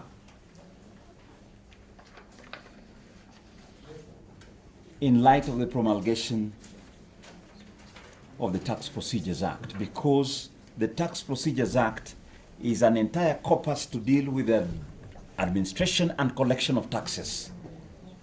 Collection of taxes is not to be done through the criminal jurisdiction. Be great, because all that the DPP has got to do is to get the KRA to raise an assessment, irrespective of your rights of appeal, bring a trumped-up charge against you, and have you in these courts forever. Your Honor, you have an obligation to uphold the Constitution, to see that there is a fair process, fair trial that is guaranteed by the Constitution, is upheld at all times. Your Honor, the charge sheet is overloaded. There is clearly misjoinder. What are the tax affairs of these 4 individuals to do with the first accused? Or even the second accused?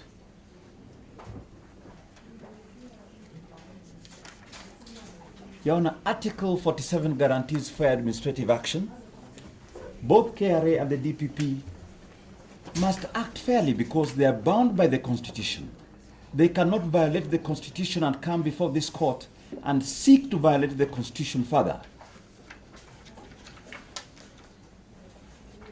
Your Honor, Article 31, subsection C, guarantees the right to privacy. Your Honor, it is embarrassing for the tax affairs of the 8th and 9th accused to be disclosed to all and sundry.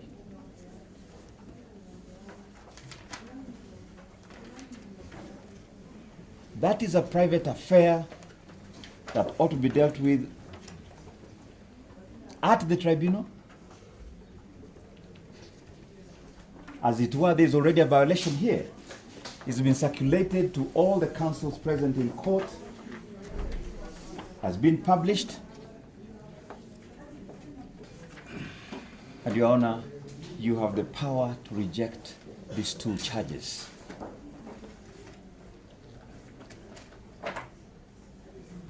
Your Honor, lastly, there must be predictability, consistency, and certainty in the administration of justice.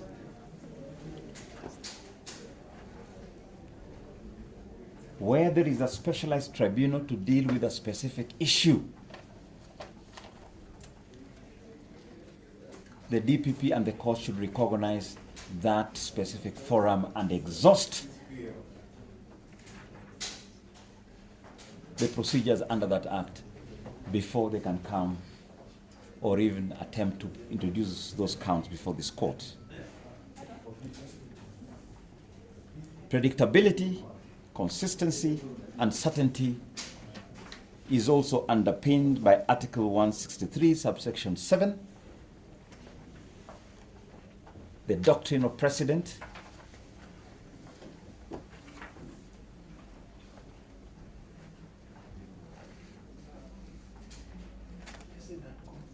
Article 163, subsection 7, so that all the decisions that have been cited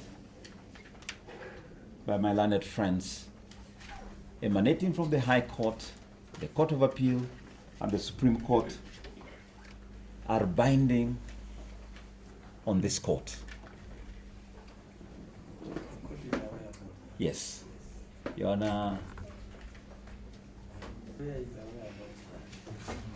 I'm not quite sure that that is the position, because I thought so until I saw this charge. So, for purposes of the record, because this matter will probably proceed to the High Court, we wish to draw the court's attention that the decisions cited by counsels are binding on this court, they are binding on the DPP, they are binding on counsels, and ought to be followed without departure.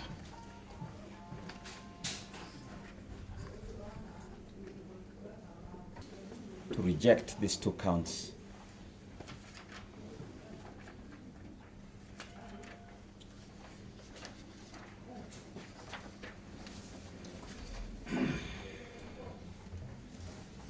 and have them dismissed before the trial. This is the appropriate moment to raise this objection. I've read the replying affidavit, and the response seems to be that because there was a plea taken,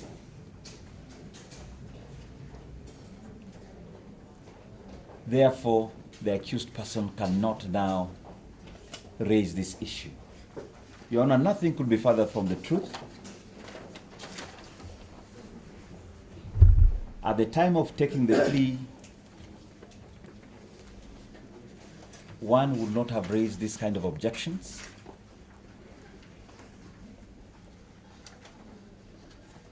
The accused persons were arrested and brought to this court in circumstances that we complained about that are on record. And this is the first available opportunity of making this application.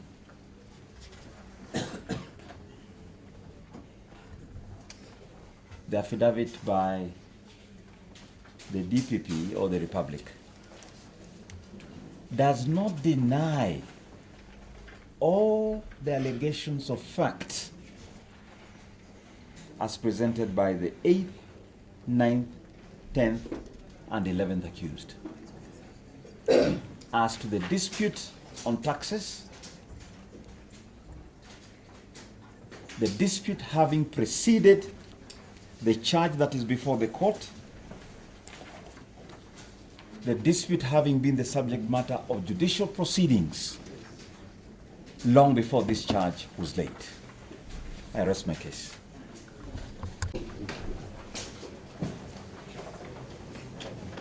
In response to the application that has been argued before you, the prosecution filed its replying affidavit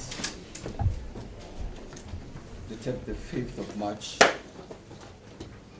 2019 in opposition to the reliefs of the grounds sought in that particular application. And we also filed and served our submissions in opposition of the said application. We also filed our list of authorities. Your Honor, the opposition of this application, together with the one that was argued on behalf of the 8th, the 11th accused person, Your Honor, which you also opposed in its entirety, we filed our replying affidavit dated the 6th of March 2019. Your Honor, the opposition, we premise our position and relying on the Constitution of Kenya, most importantly under Article 157. We also premise our opposition by relying on the ODPP Act of 2013,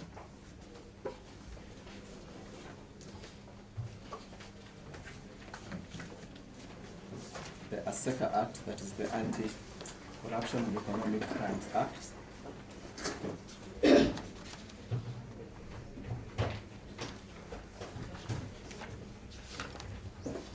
and the Criminal Procedure Act, and any other law that we relied on in our comprehensive submission, Your Honor. Your Honor, bearing in mind the time that was given to respond, it is good to indicate to this court that our submissions are detailed enough and they have responded to each of the submissions that have been made before you. And therefore I shall frame my issues as follows. Duplicity is the first issue that I'm going to highlight, together with the issue of disjoinder of counts. I'll also highlight the issue of the overloaded charge sheet that was raised in the submissions. And lastly, canvass the issue of severing charges and having separate trials.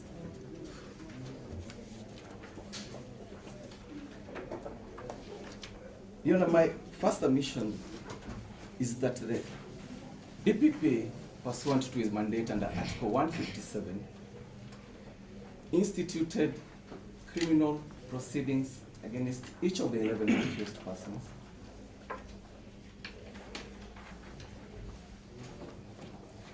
Having looked at the evidence that was submitted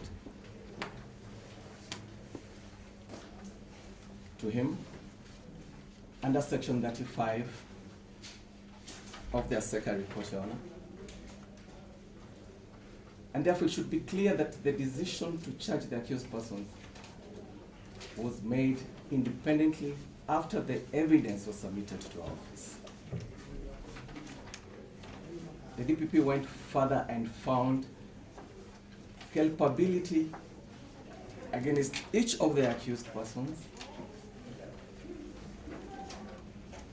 in compliance with the Article 157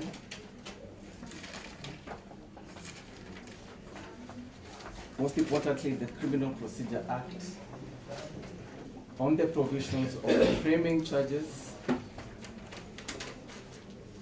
as articulated in our submissions, and most importantly, in compliance with Section 135, 136, up to 137. Well, therefore, I want to demonstrate that the charge of conspiracy is a distinct count on its own, as preferred in our charge sheet, under Section 47A3, Your Honor. And the particulars, Your Honor, reveal what transpired. Your Honor, of importance that I want to highlight to this court is that all the accused persons, the nexus here, is that they were all under the Nairobi City County, Your Honor.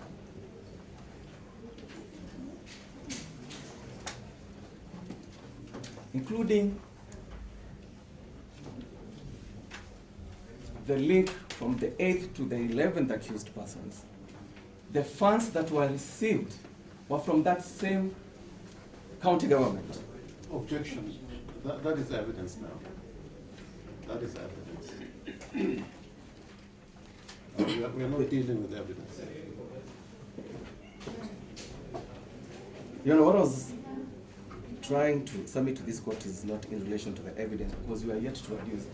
I'm trying to show a picture that all the 11 accused persons here, the similar character as provided under Section 136 is that they were all from the Nairobi City County. Your Honor, it was submitted that there's no actus rules that comes out from the particulars. Your Honor, this is a conspiracy charge. This will be demonstrated when we will be adducing our evidence in each of the witnesses that we intend to rely on, and the documentary evidence. But of importance that I want to bring out, Your Honor, is the fraud. Your Honor, the ASECA under Section 2 defines corruption to mean also fraud.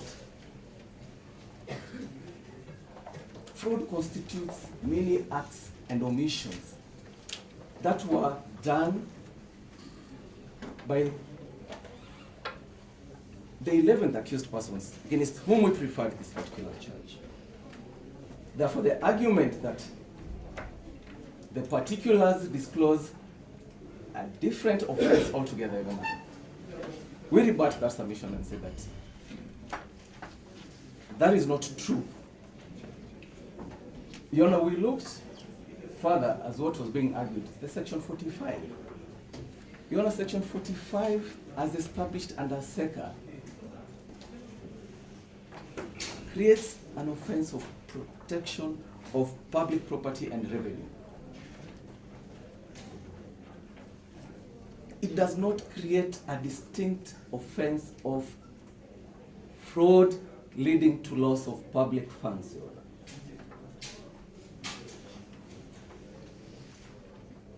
So the upshot is that there is no such offense known in law as fraud leading to loss of public funds.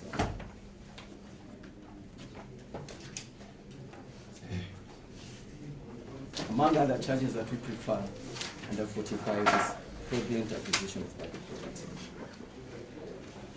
Therefore, the charge of conspiracy, Your Honor, is proper before this court in compliance with the powers, constitutional powers that have mandated the DPP to prefer those particular charges.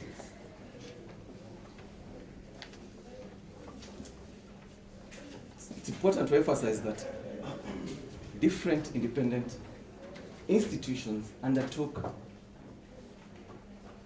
their different roles within their various legislations that create them. And, Your Honor, it has not been demonstrated by the submissions that were made and the submissions that also served how the DPP abused his office in preferring these charges. Your Honor, this court is an independent arbiter whose functions are also independent, but also to ensure that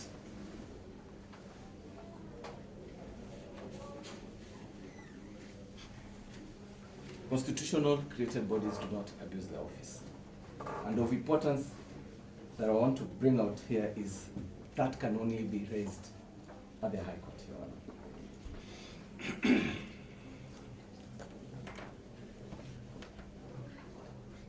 Your Honor, the highlight of my submissions on that particular charge of conspiracy, we have relied on the authority of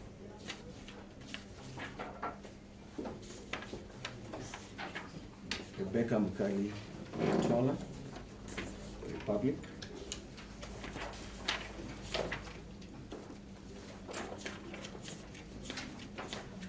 Which canvassed at length this particular charge of conspiracy, Your Honor.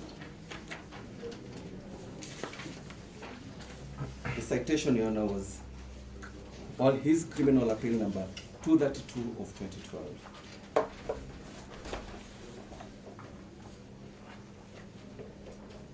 And because I have very limited time, there is a highlight that I want to flag out that was in that authority.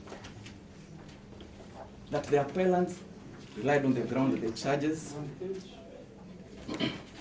Your Honor, have in my submissions have highlighted. So it should be on page 9.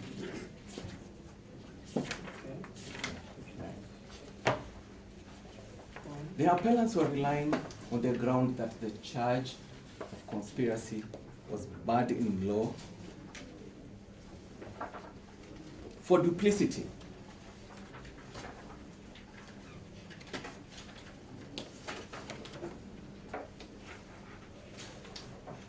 And that the appellants had argued that the prosecution should have proceeded on a single count.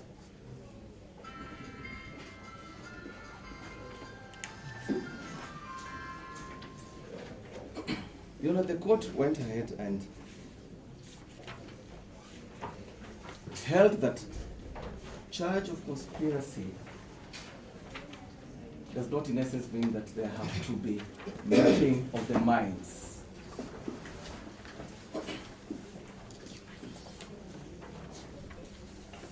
It held that if there are circumstances that arose that each of the accused persons participated, that inference can be drawn.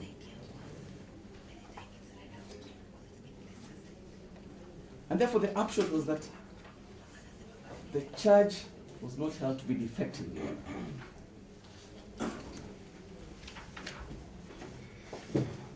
The DPP was directed just to look or to consider some of these factors when preferring the charges, in which in this instant case,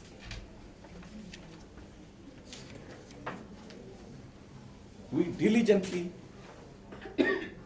independently looked at the facts of the case and we submit under section 136 that the nexus is that they are of a similar character. From all transpired, from why we charged the first accused to the 11th accused person.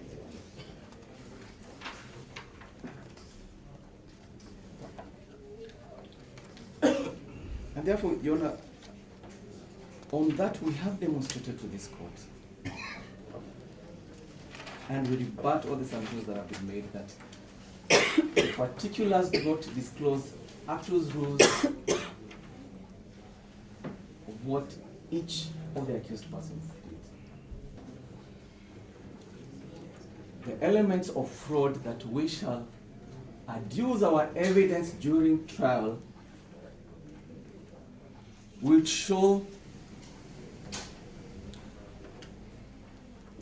how the acts and omissions of each of the accused persons were similar in character.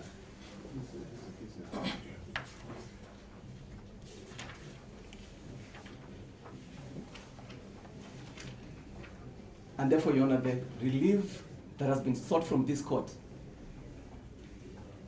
that that charge should be severed, should be dismissed,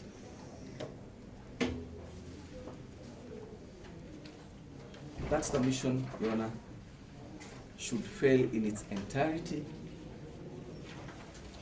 and the court should not allow that particular ground.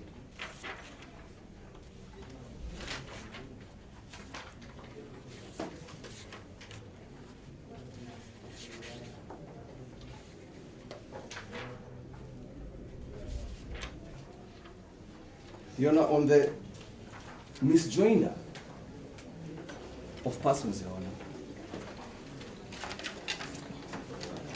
I do not want to repeat myself, but I associate myself with the submissions that the DPP exercised powers to join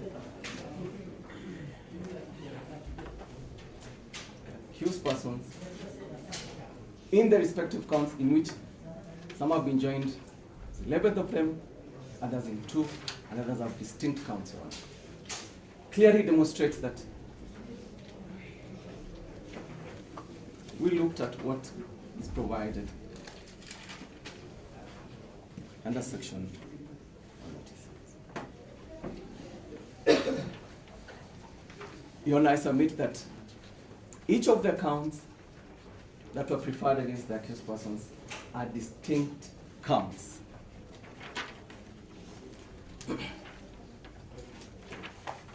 And this argument that we have preferred omnibus charges do not hold any water.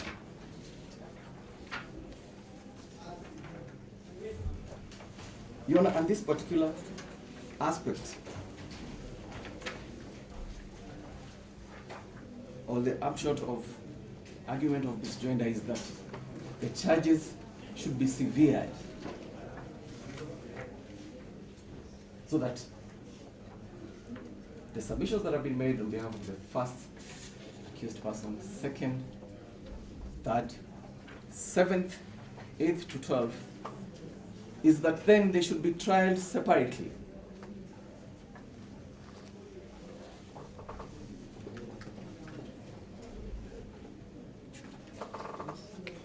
Your Honor, it's our submission that they have not convinced this court how the DPP abused its powers.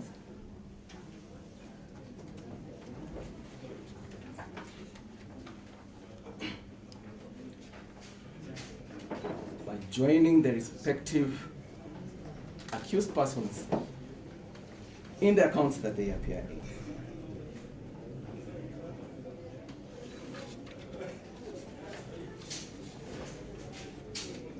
Upshot is that, Your Honor, there is no case of duplicity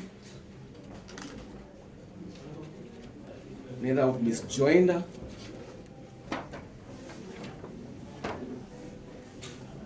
we continue relying on the Nabutola case, together with the other authorities,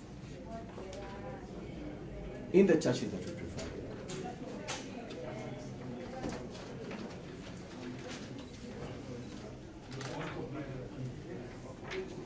You know, it was argued at length that the various charges or different trials should be held for the particular accused persons. You know, that entails that different courts, in this instance case, then it means if we were to go that way, but we don't know whether we have that capacity to have 4 trial courts separating or trying with different accused persons. You know, I rebut that argument. It is in total contravention of Article 27, where we are all equal before the law, Your Honor. All persons in this court, Your Honor, are accused persons. Sorry, I'm not an accused person. Your Honor, I was being very specific. In relation, because I'm on my feet. The persons to whom charges relate, Your Honor. And I hope one day you'll not be my candidate. Or it may not be your defense counsel. The upshot is that we are all equal before the law. And that to severe this charge and have these separate trials be conducted, that violates that particular right. You know, reporters, what I want to highlight on that particular point is that, you know, we have disclosed that we shall be relying on about 25 to 28 witnesses. The upshot is that these are same witnesses who will be expected to testify all the time when these matters come up. Yeah. You know, what I'm emphasizing is the practicability, and most importantly is that the DPP will be prejudiced. And we do not have those costs, Your Honor, to facilitate witnesses to come over and over again to testify.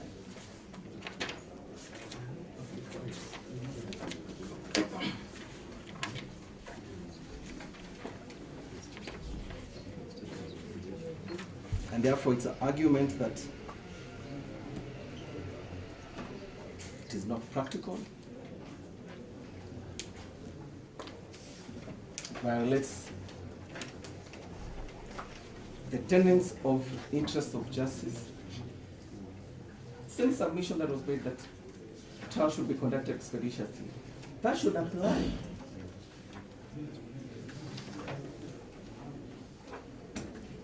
Therefore, indeed, when all these accused persons are in one charge sheet, we'll spare the cost time, because each of the accused person who is represented will cross-examine our witnesses on the evidence that will be adduced,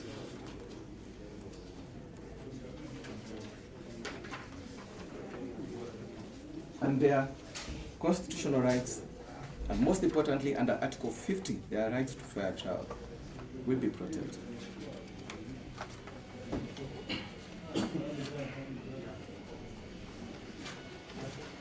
Then I've canvassed that at length in my submissions, together with the authorities that I've cited.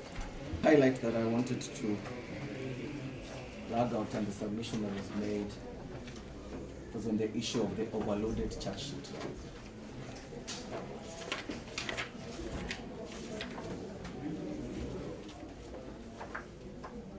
You know, the prosecution submits that the subject charge sheet that is before this court is not overloaded on the reason that neither of the accused persons faces more than 12 counts, each of them. I was very happy to hear my learned colleague rely on that particular authority, one of Ochieng versus the Republic, 1985.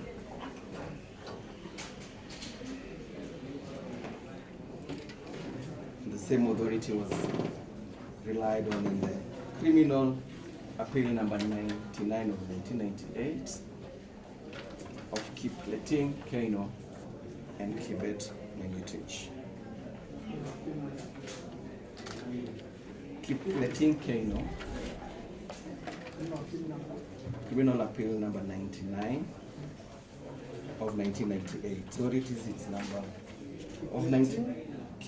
Kipleting Keino and Kibet Menich versus Republic.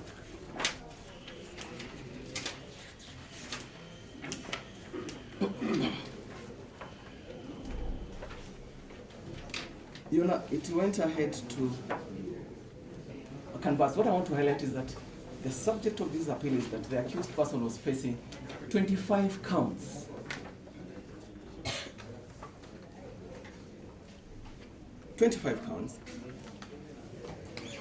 In this instant case, there is no accused person who faces more than 12 counts.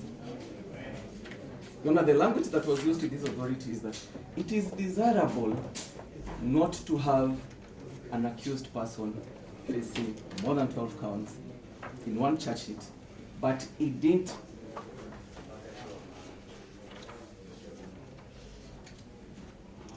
make it mandatory. It just put a caution to the DPP when he's exercising his powers to charge, not to charge over 12 counts. Indeed, it allows the same to take place, but caution.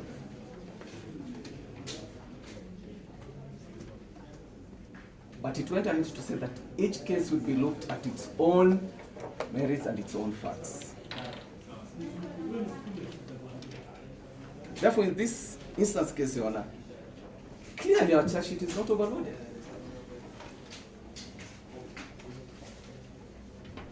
Sought to severe the charge sheet on the basis that it's overloaded should fail in the instant case.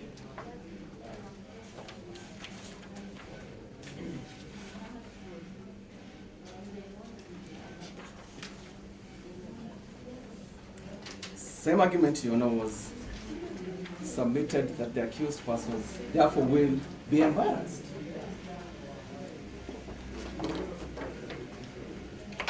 What kind of embarrassment? The same has not been demonstrated.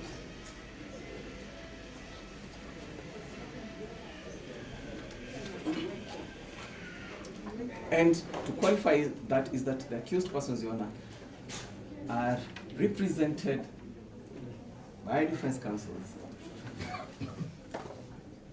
including others who have more than 2 counsels on record,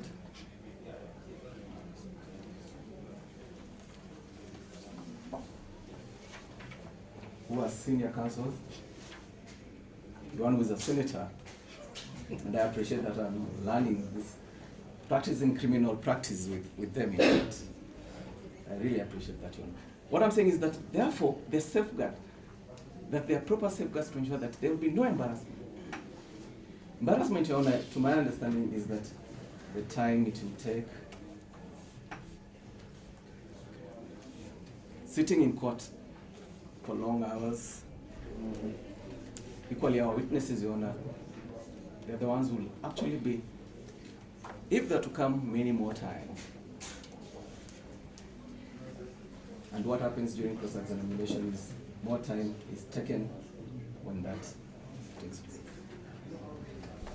And therefore, Your Honor, that particular submission has not been proved and should fail in the instance case. When I've gone ahead to, in my submissions, I have articulated that at length.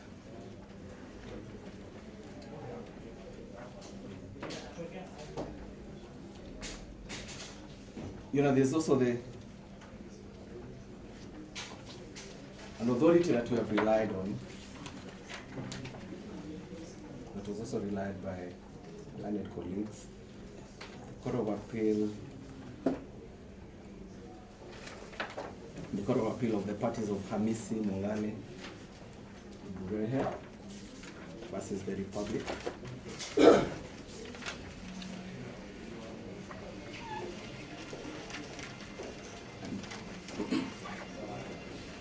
And it dealt with this issue where there could be instances that the accused persons would face embarrassment, and therefore they would want them to be severed. This was left to the court, the trial court, have highlighted that the decision of whether to have a separate trial rests solely at the discretion of the trial court.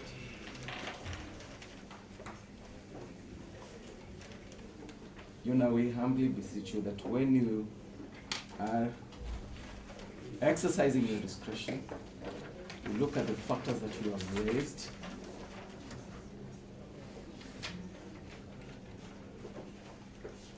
during the conduct of this trial.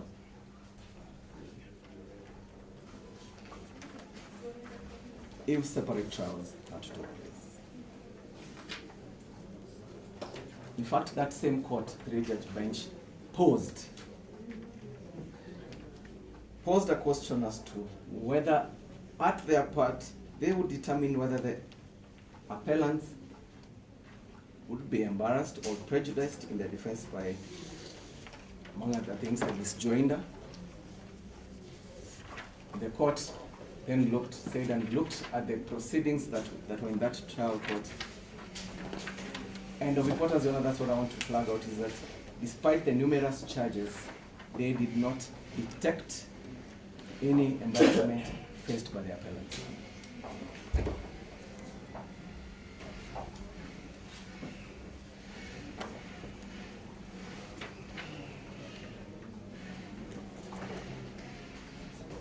And in a nutshell, on that particular aspect,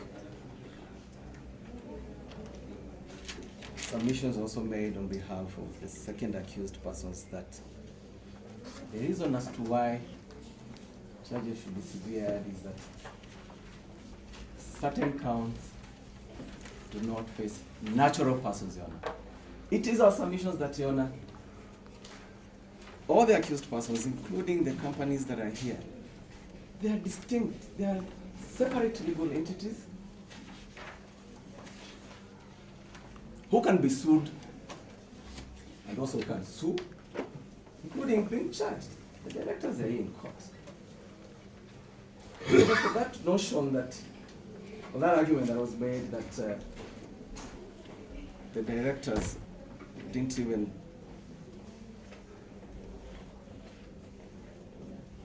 pay the bail bond terms, is that these are distinct legal entities and they face charges. And the DPP, in exercising its powers under 157, looked at what the law provides him to charge. And therefore that submission, Your Honor, that the charged directors should be severed of, the company should be severed of, that fails.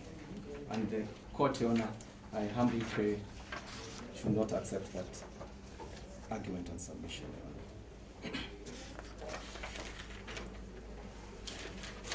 Your Honor, the climax of that particular submission was that the DPP with that team was charged.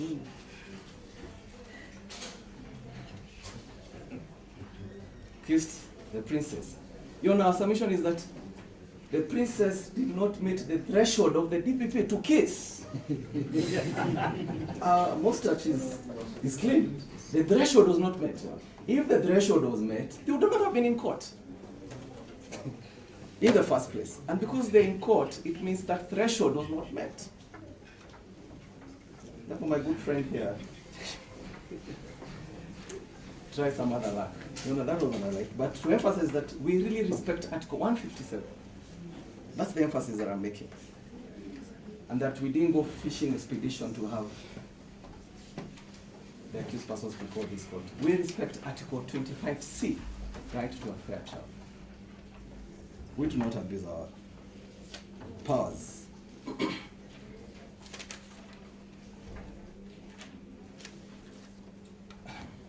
Submissions are also made in a language to suggest that the DPP should be directed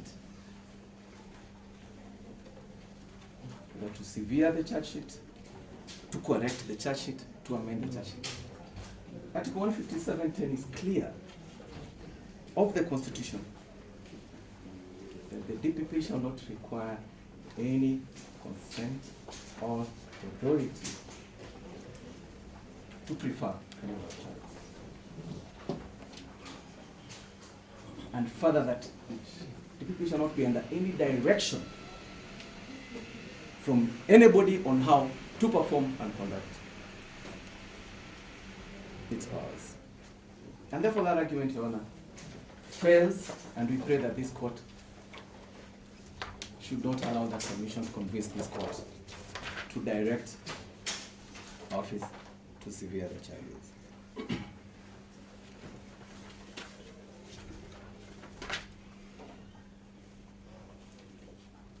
Therefore, Your Honor, we humbly submit to this court that we at no one time, when we prefer these charges, did we abuse our powers. We looked at all the provisions of law that relate to the conduct and powers of our office, and that the prosecution prays that the orders that have been sought in that application under Order 1, 2, 3, and 4 should be dismissed in entirety.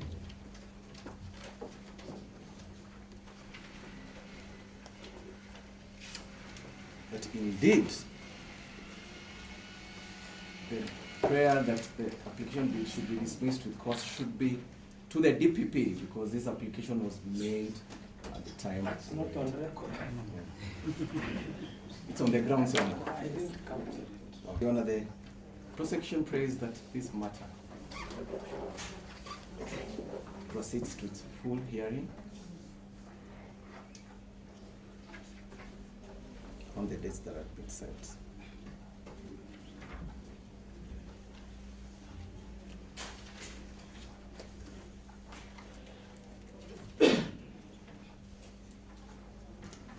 And Your Honor, all the other submissions that were made on behalf of the 2nd, 3rd, 4th, and 7th, the prayers that have been sought in those respective submissions, Your Honor, we are praying that the same should not be allowed.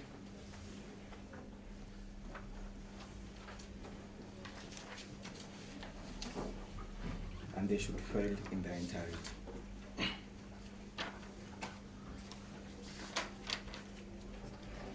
One of my submissions, at least although it is quite comprehensive. Then I'll now go to the application that was also served on us. A to the 11 accused persons.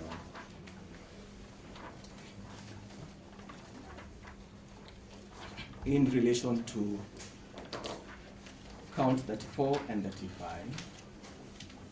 You know how long do I have? Give me 10 minutes. Thank you. When as I highly indicated, the application that was served on us filed our replying affidavit, which is on record.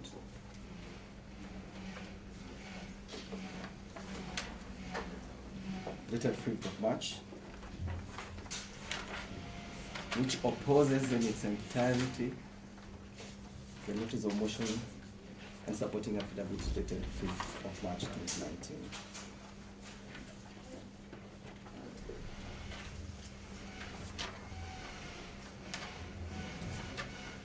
Your Honor, the upshot of my highlights is that the DPP exercised powers under Article 157 of the Constitution and all the other enabling legislations that I submitted earlier on to prefer the respective counts of 34 and 35, which relate to unlawful failure to pay taxes to a public body, Your Honor. Contrary to section 45(1) and count 35, the same section, Your Honor. It was submitted to my learned senior, Chairman Joel, that the DPP, the prosecution, everyone else should comply and observe the Constitution, and we submit that, Your Honor, we exercised our constitutional powers and mandate to institute these charges that criminal in nature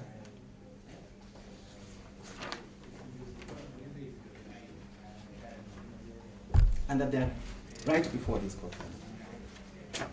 And I'm going to demonstrate that, Your Honor, that at the time when the decision to charge was made, the DPP was not privy to the proceedings that were taking place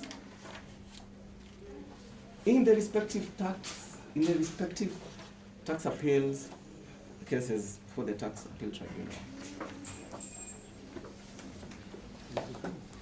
For us, we looked at the evidence that was submitted to us, and it was clear, pursuant to the meaning within the ASECA, which also defines corruption to mean an offense involving dishonesty, under Roman 1 states that in connection with any tax rate or impost levied under any act. So therefore, Your Honor, we're submitting that at no one time when the decision to charge was being made, and for us, we relied on this particular act. We looked at the replying affidavit saying that this tax-related matter should not be before this court. We rebutted that by our argument that failing to pay taxes constitutes an act of dishonesty, which is also corruption, Your Honor. It was argued that, Your Honor, that this court has no jurisdiction to entertain such kind of charges. Your Honor, we rebutted that, and we submitted that Section 4 of the ASECA Act outlines cases that are triable by special magistrates.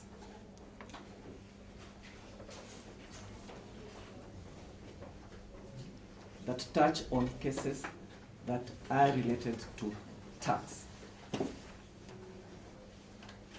You know, of more importance that I know you know this particular section, but I want to highlight is that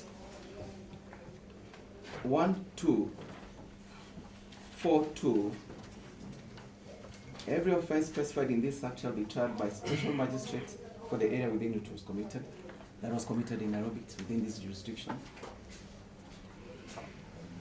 But most importantly is that a special magistrate may also try any offense other than an offense specified in this act. And for us, you're saying that the counts that 4 and that 5 are within this act. And this court is gazetted, it's a special gazetted court. You're also a special magistrate gazetted to hear corruption-related cases. And therefore, we submit that these charges are proper before this court.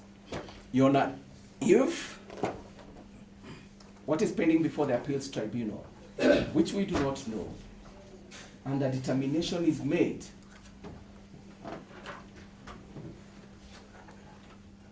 We go back to Article 157, Your Honor.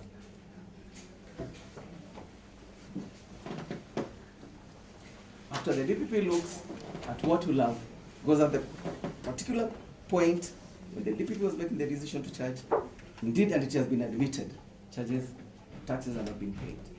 If there is a determination by a separate tribunal, which has been created by its own act, the same way this court has been created by its own act, the DPP under Article 157 has the powers to discontinue those proceedings.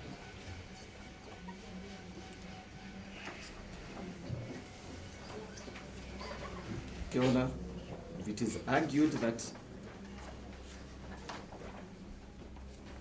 accused persons will be prejudiced, is that the DPP was within his powers to have charged. Circumstances will be looked at that particular time.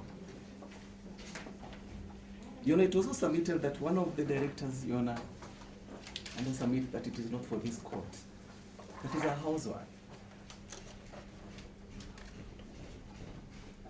Your Honor, we humbly submit that we are stranger. It's not for this court too. It is not for this court, Your Honor. Saying it was not. It's, the point that I was putting across is that these charges are before you. It's not for this court to be moved or to be muscled or gagged by what another tribunal that has been created by another act. We have established that this court is properly placed before you. It's properly established under the legislation that I've mentioned. And on the other point, Your Honor, I was saying that it was submitted that one of the directors is a housewife, Your Honor. We submit that the DPP is a stranger to those amendments, Your Honor. Your Honor, when we were making the decision to charge the accused persons on their individual capacity and as directors of those particular companies. Your Honor, 12, that shows whether one is what or who. Also, therefore, that submission, Your Honor, for us should not be entertained in this particular court.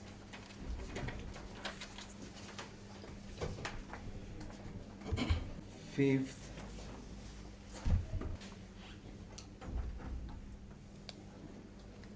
together with the orders that have been sought therein, we humbly pray to this court that the said reliefs should not be granted, as they have not met the threshold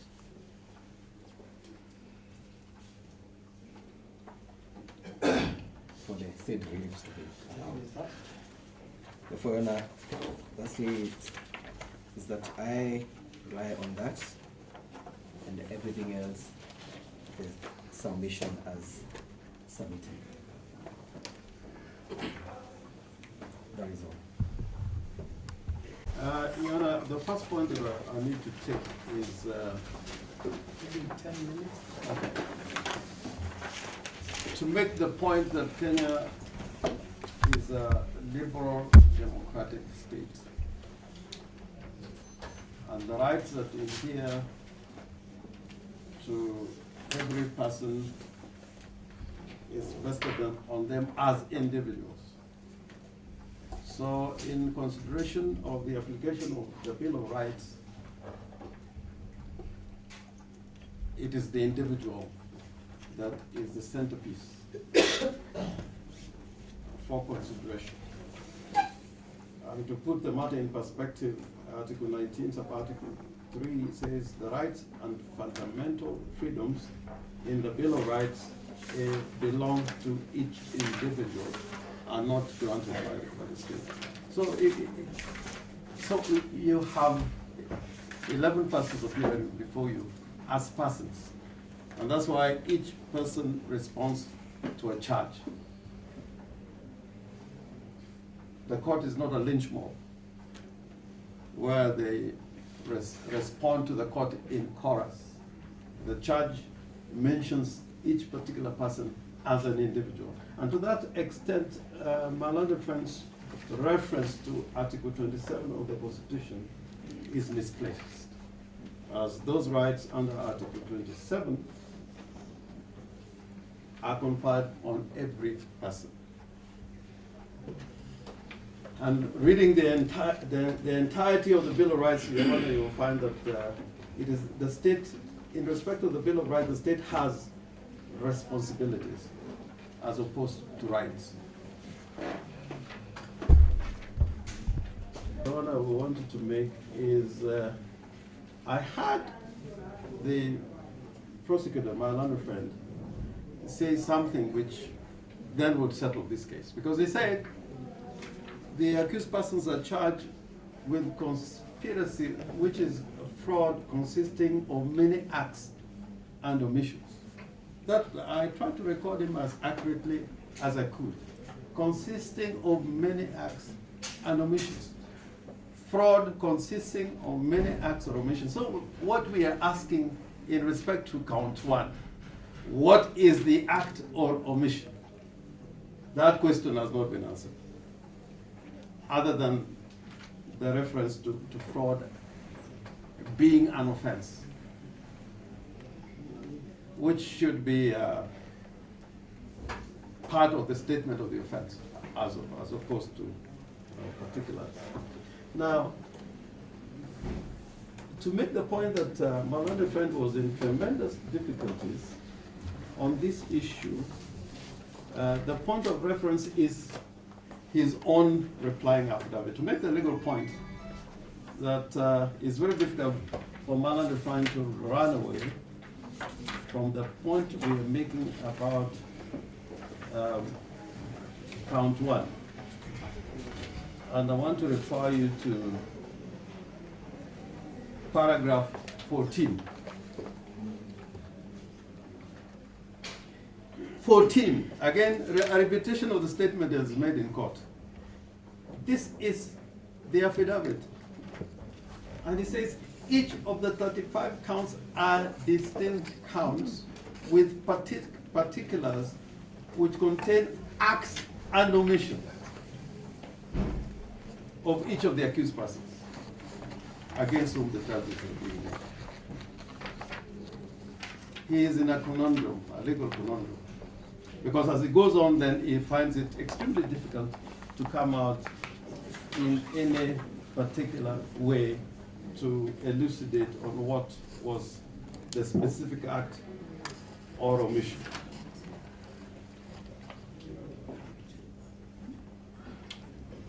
And in number 16,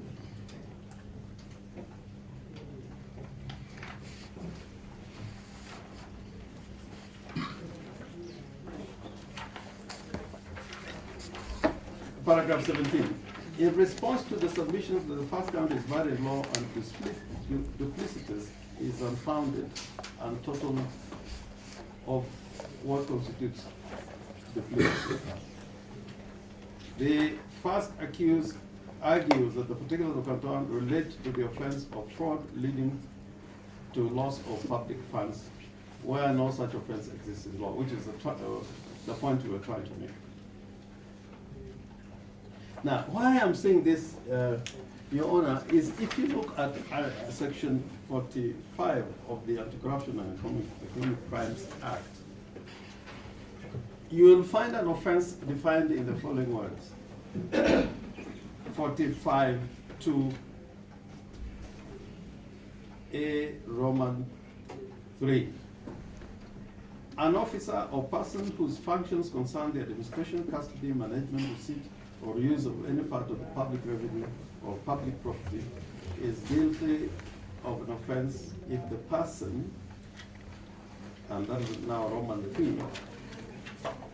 3, for services not rendered or not adequately rendered. Or Roman 2 could also apply, goods not supplied or not supplied. By craft, they are taking what is contained in Article 47A and taking the statutory words contained in Article 45(2)A to create an offense. If you look at the count 1, all we are saying is that the more appropriate charge, if the evidence could fit the bill, would have been to go under 45 to Roman 2 or 3. But to go to 47A and use the words of this distinct provision of Section 45 is a legal sophistry which cannot be applied in a proper criminal trial.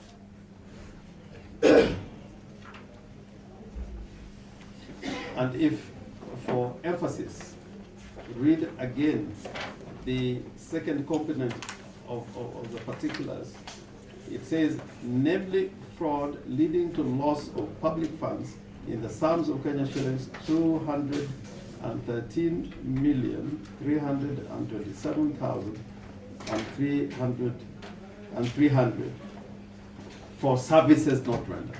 Those are words which are being taken from another section and applied in a general offense of conspiracy. If that is not duplicity, then I need to go back to school.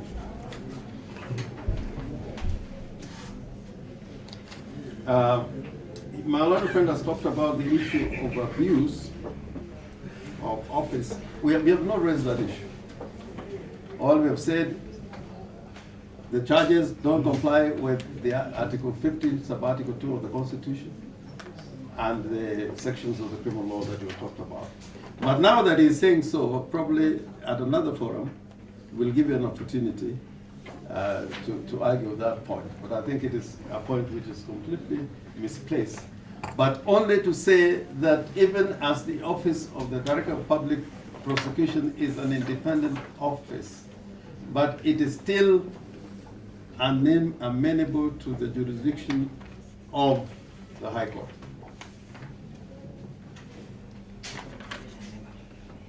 Including where, and even before a trial court, for example, if they wanted to withdraw charges, they cannot say that, you know, they can just do it.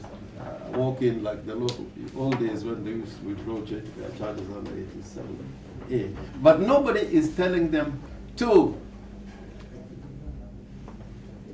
severe the charges or direct them on what to do. All we are saying, now that you are before a court of law, and this court is bound by Article 10 of the Constitution and Article 24 of the Constitution, which requires every state organ to apply the Constitution. That for the fair administration of justice, they elect to sever the charges. And the consequences are not that the matters will end there, as the authorities seem to say. But in order to render justice in these circumstances, they are required to make that election. And the court will be properly be placed to require that of the prosecutor. Now, the other point that he tried to bring was the question of embarrassment. And the embarrassment here in that section is not common embarrassment, it's a term of art. And if you're a lawyer, you read the entire provisions of Section 134, 135, 136, and 137. You know, how an accused person would be embarrassed. It's spelled out there, and I think a lot of them for second accused brought a component of it. But for example, the law says that in a case where there is joinder, the offenses must have taken place within 12 months. We are being subjected to offenses or transactions that took place in a period of nearly 3 years.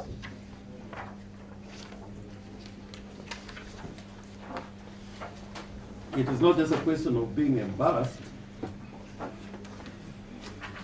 in terms of what is being placed before the accused person, but also in respect of what the law requires to be done in respect of charges of this nature.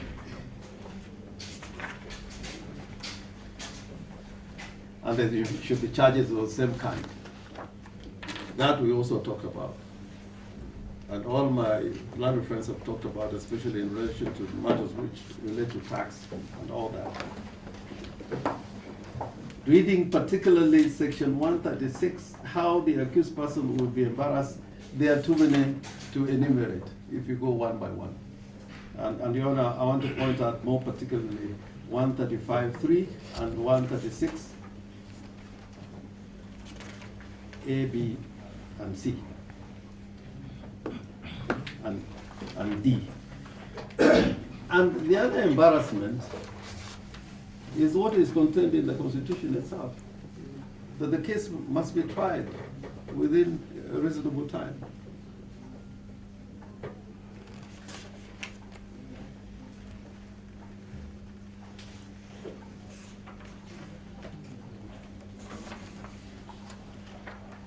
And the right against self-incrimination. You have a charge of conspiracy, where one statement made by one accused person may be such evidence that would support the case of one accused person. And yet that statement may not be admissible in the circumstances of this case. If there's exculpatory statement in any of the statements of any one of the accused persons, the issue of admissibility will be very critical, especially on the question of conspiracy. And we have referred to the other sections, articles and provisions of the Constitution, including J, K, L, all that applies. Now, my learned friends also say that, there does not need to be a meeting of minds. That is all in the circumstances of the case. And Your Honor, that one, a lot of us will be in jail like yesterday.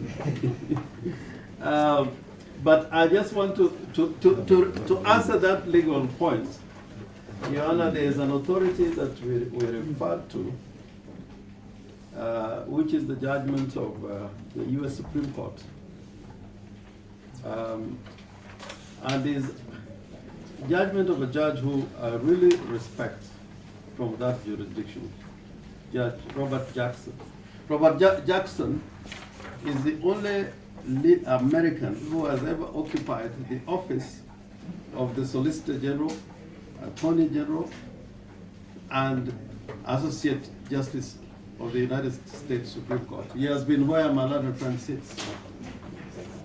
And he was a prosecutor in the Nuremberg trials, accomplished prosecutor, if ever there was one. And what does it say about charges of conspiracy? I think I had it here.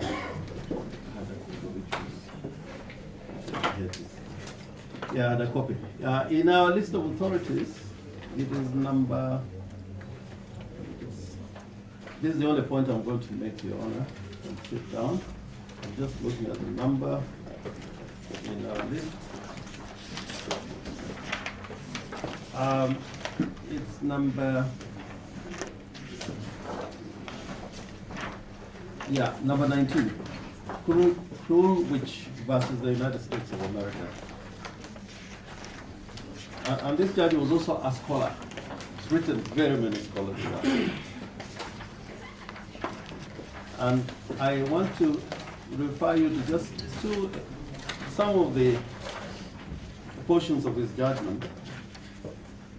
And in this court was judges, some of the most progressive judges in the United States of America. Judge Frankfurter, anybody who has done public law or constitutional law will know about Judge Frankfurter. Judge Black, they're all in this case. And what does they say?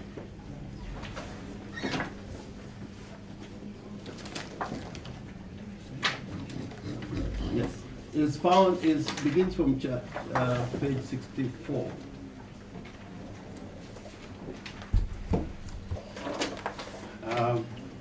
Right from the beginning of the judgment of Justice Jackson.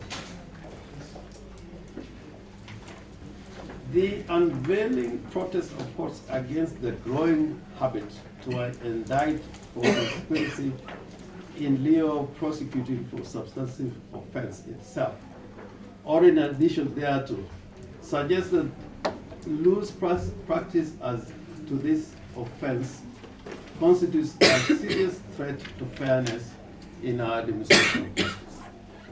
Now, this is in 1952. All these things we are referring to, canon cases, you know, they're not new.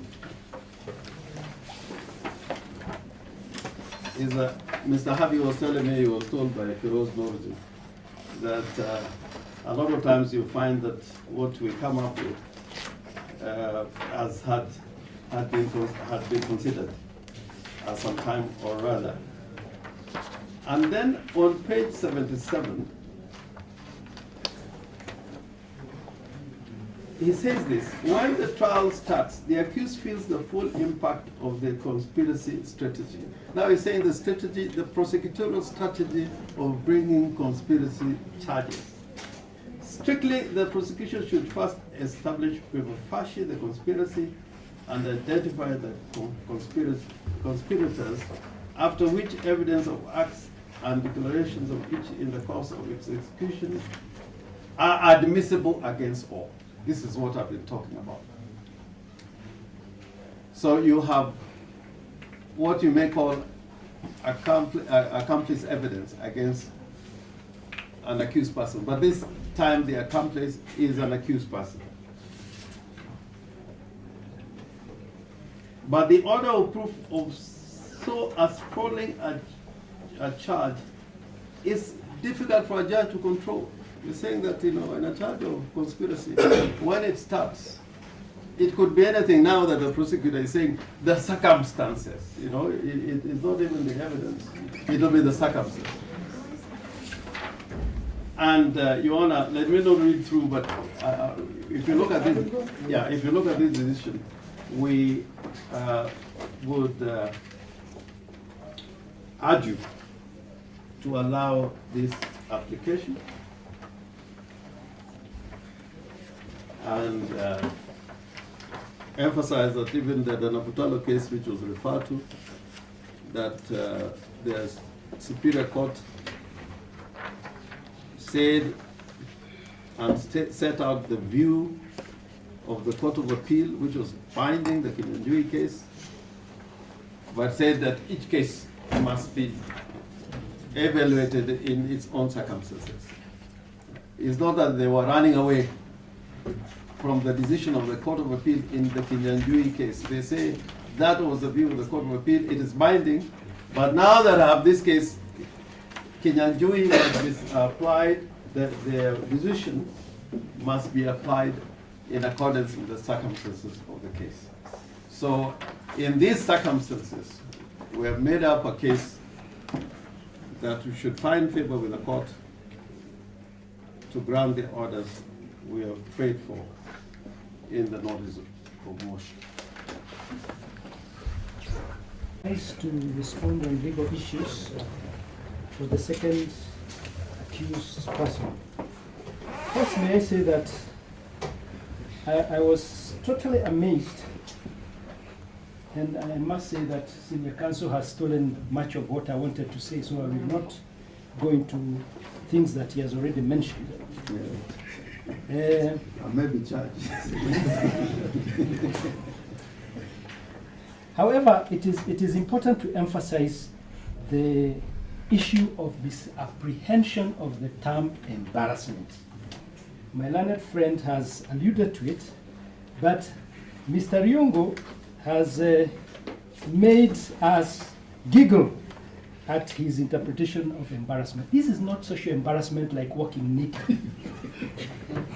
The embarrassment here is an inability to understand what the prosecutor is saying, although you can read what he's saying. So I think on that score, the prosecution has not done justice to respond to our issue of delay and the issue of section 134. In fact, he has completely omitted section 134 and has only dealt with section 135 of the CPC. And he has again responded to section 57 of to Article 57 of the Constitution and given it weight as if he was responding to Article 50. This is again another misapprehension. What we wanted to hear from him is whether the collapsing of these charges that are distinct by his own admission and have got clusters of accused persons are not a waste of accused time. Now, in the case of, he has quoted the case of Harisi, which does not inure to his benefit. In fact, it inures to the benefit of the defense. In the case of Harisi, with respect to several from such ill-conceived charges, the court said, and I quote, at page 4 of 7 in Hamisi Buhere case versus Republic 2015. It's in his copy of documents. And the decision to have joint or separate trials is within the discretion of the court. Considerations whether exercising this discretion are desirability, that is one. Duplicating proceedings, that's the second. Extra expenses, that's the third. And the fourth is convenience. And they have underwritten there that it should be done if there are no other prejudices. So the case quoted by my learned friend for the prosecution inures to the benefit of the defense, and it does not assist his case to show that there is no need for severance of case. It goes even further to show in what circumstances, that is in the Harisi case, in the Nabutola case, that severance should be done. And it said that it is a work of art. But what the prosecutor has loudly omitted to talk about is this question of artificial persons being charged with natural persons. He has done a very cavalier, it's like an aristocrat talking to his serfs, that everything will be taken care of. I submit that in this case where the liberty of the accused person is at stake, he should be at pains to elaborate or to admit that he has made a mistake. This he has failed to do. With the respect to count 34 and 35, he started off very well. He said that at the time of charging, they did not have the information that they have today. And instead of owning up and saying that, Your Honor, I wish to have time with respect to this, to consult my boss so that we can come to you and seek your consent to withdraw. He does not say that. He now creates another monster to show up his position. This is not a game of tennis, where one score or one miss is a score for the party. He should be candid and straightforward, especially with count 1 and count 34 and 35. He should be very candid. And in that way, he will earn, we have respect for him, of course, but then it will be an A+ if he does that. Your Honor, unfortunately, again, the case of Harisi is a misapprehension of the term duplicity. Now, where a person is, Nabutola's, in Harisi's case, this was a Kwale serial murderer who wanted to tire the prosecution by having his cases severed. Of course, he was defeated in that case because it is the same person who killed, maimed, stole, handled same properties, same person. So there was no good basis for the case to be severed because of the many charges that he was facing. So this is again a bad example, a bad misuse of precedents to bring it to the case where he has admitted there are distinct charges. So again, on that score, I am sorry to say that the DPP has again failed to impress you and to impress us, that we are not actually on all fours with the law. All I have to say is that, yes, the prosecution has filed very many authorities, very impressively bound. I think this is an excellent one, but they are just going to tire you for nothing. These things do not inure to their benefit. I wish they had just one case. I spent the whole night reading this thing, only to find out that really it does not inure to their benefit, and it does not even help them to distinguish how my client can be found to be conspiring to a person who is only on paper. He has not shown that. So with those few words, I request that you uphold the application and find out that the DPP has not discharged its honors to jettison or to undermine the strength of the application. I thank you. Yeah, it's still Monday, 25th of March. March? March 25th. March 25th. Oh my God, I have a slight problem in the Ruling, Is that ruling? you can send somebody. Yes, okay, all right. March 25th is okay.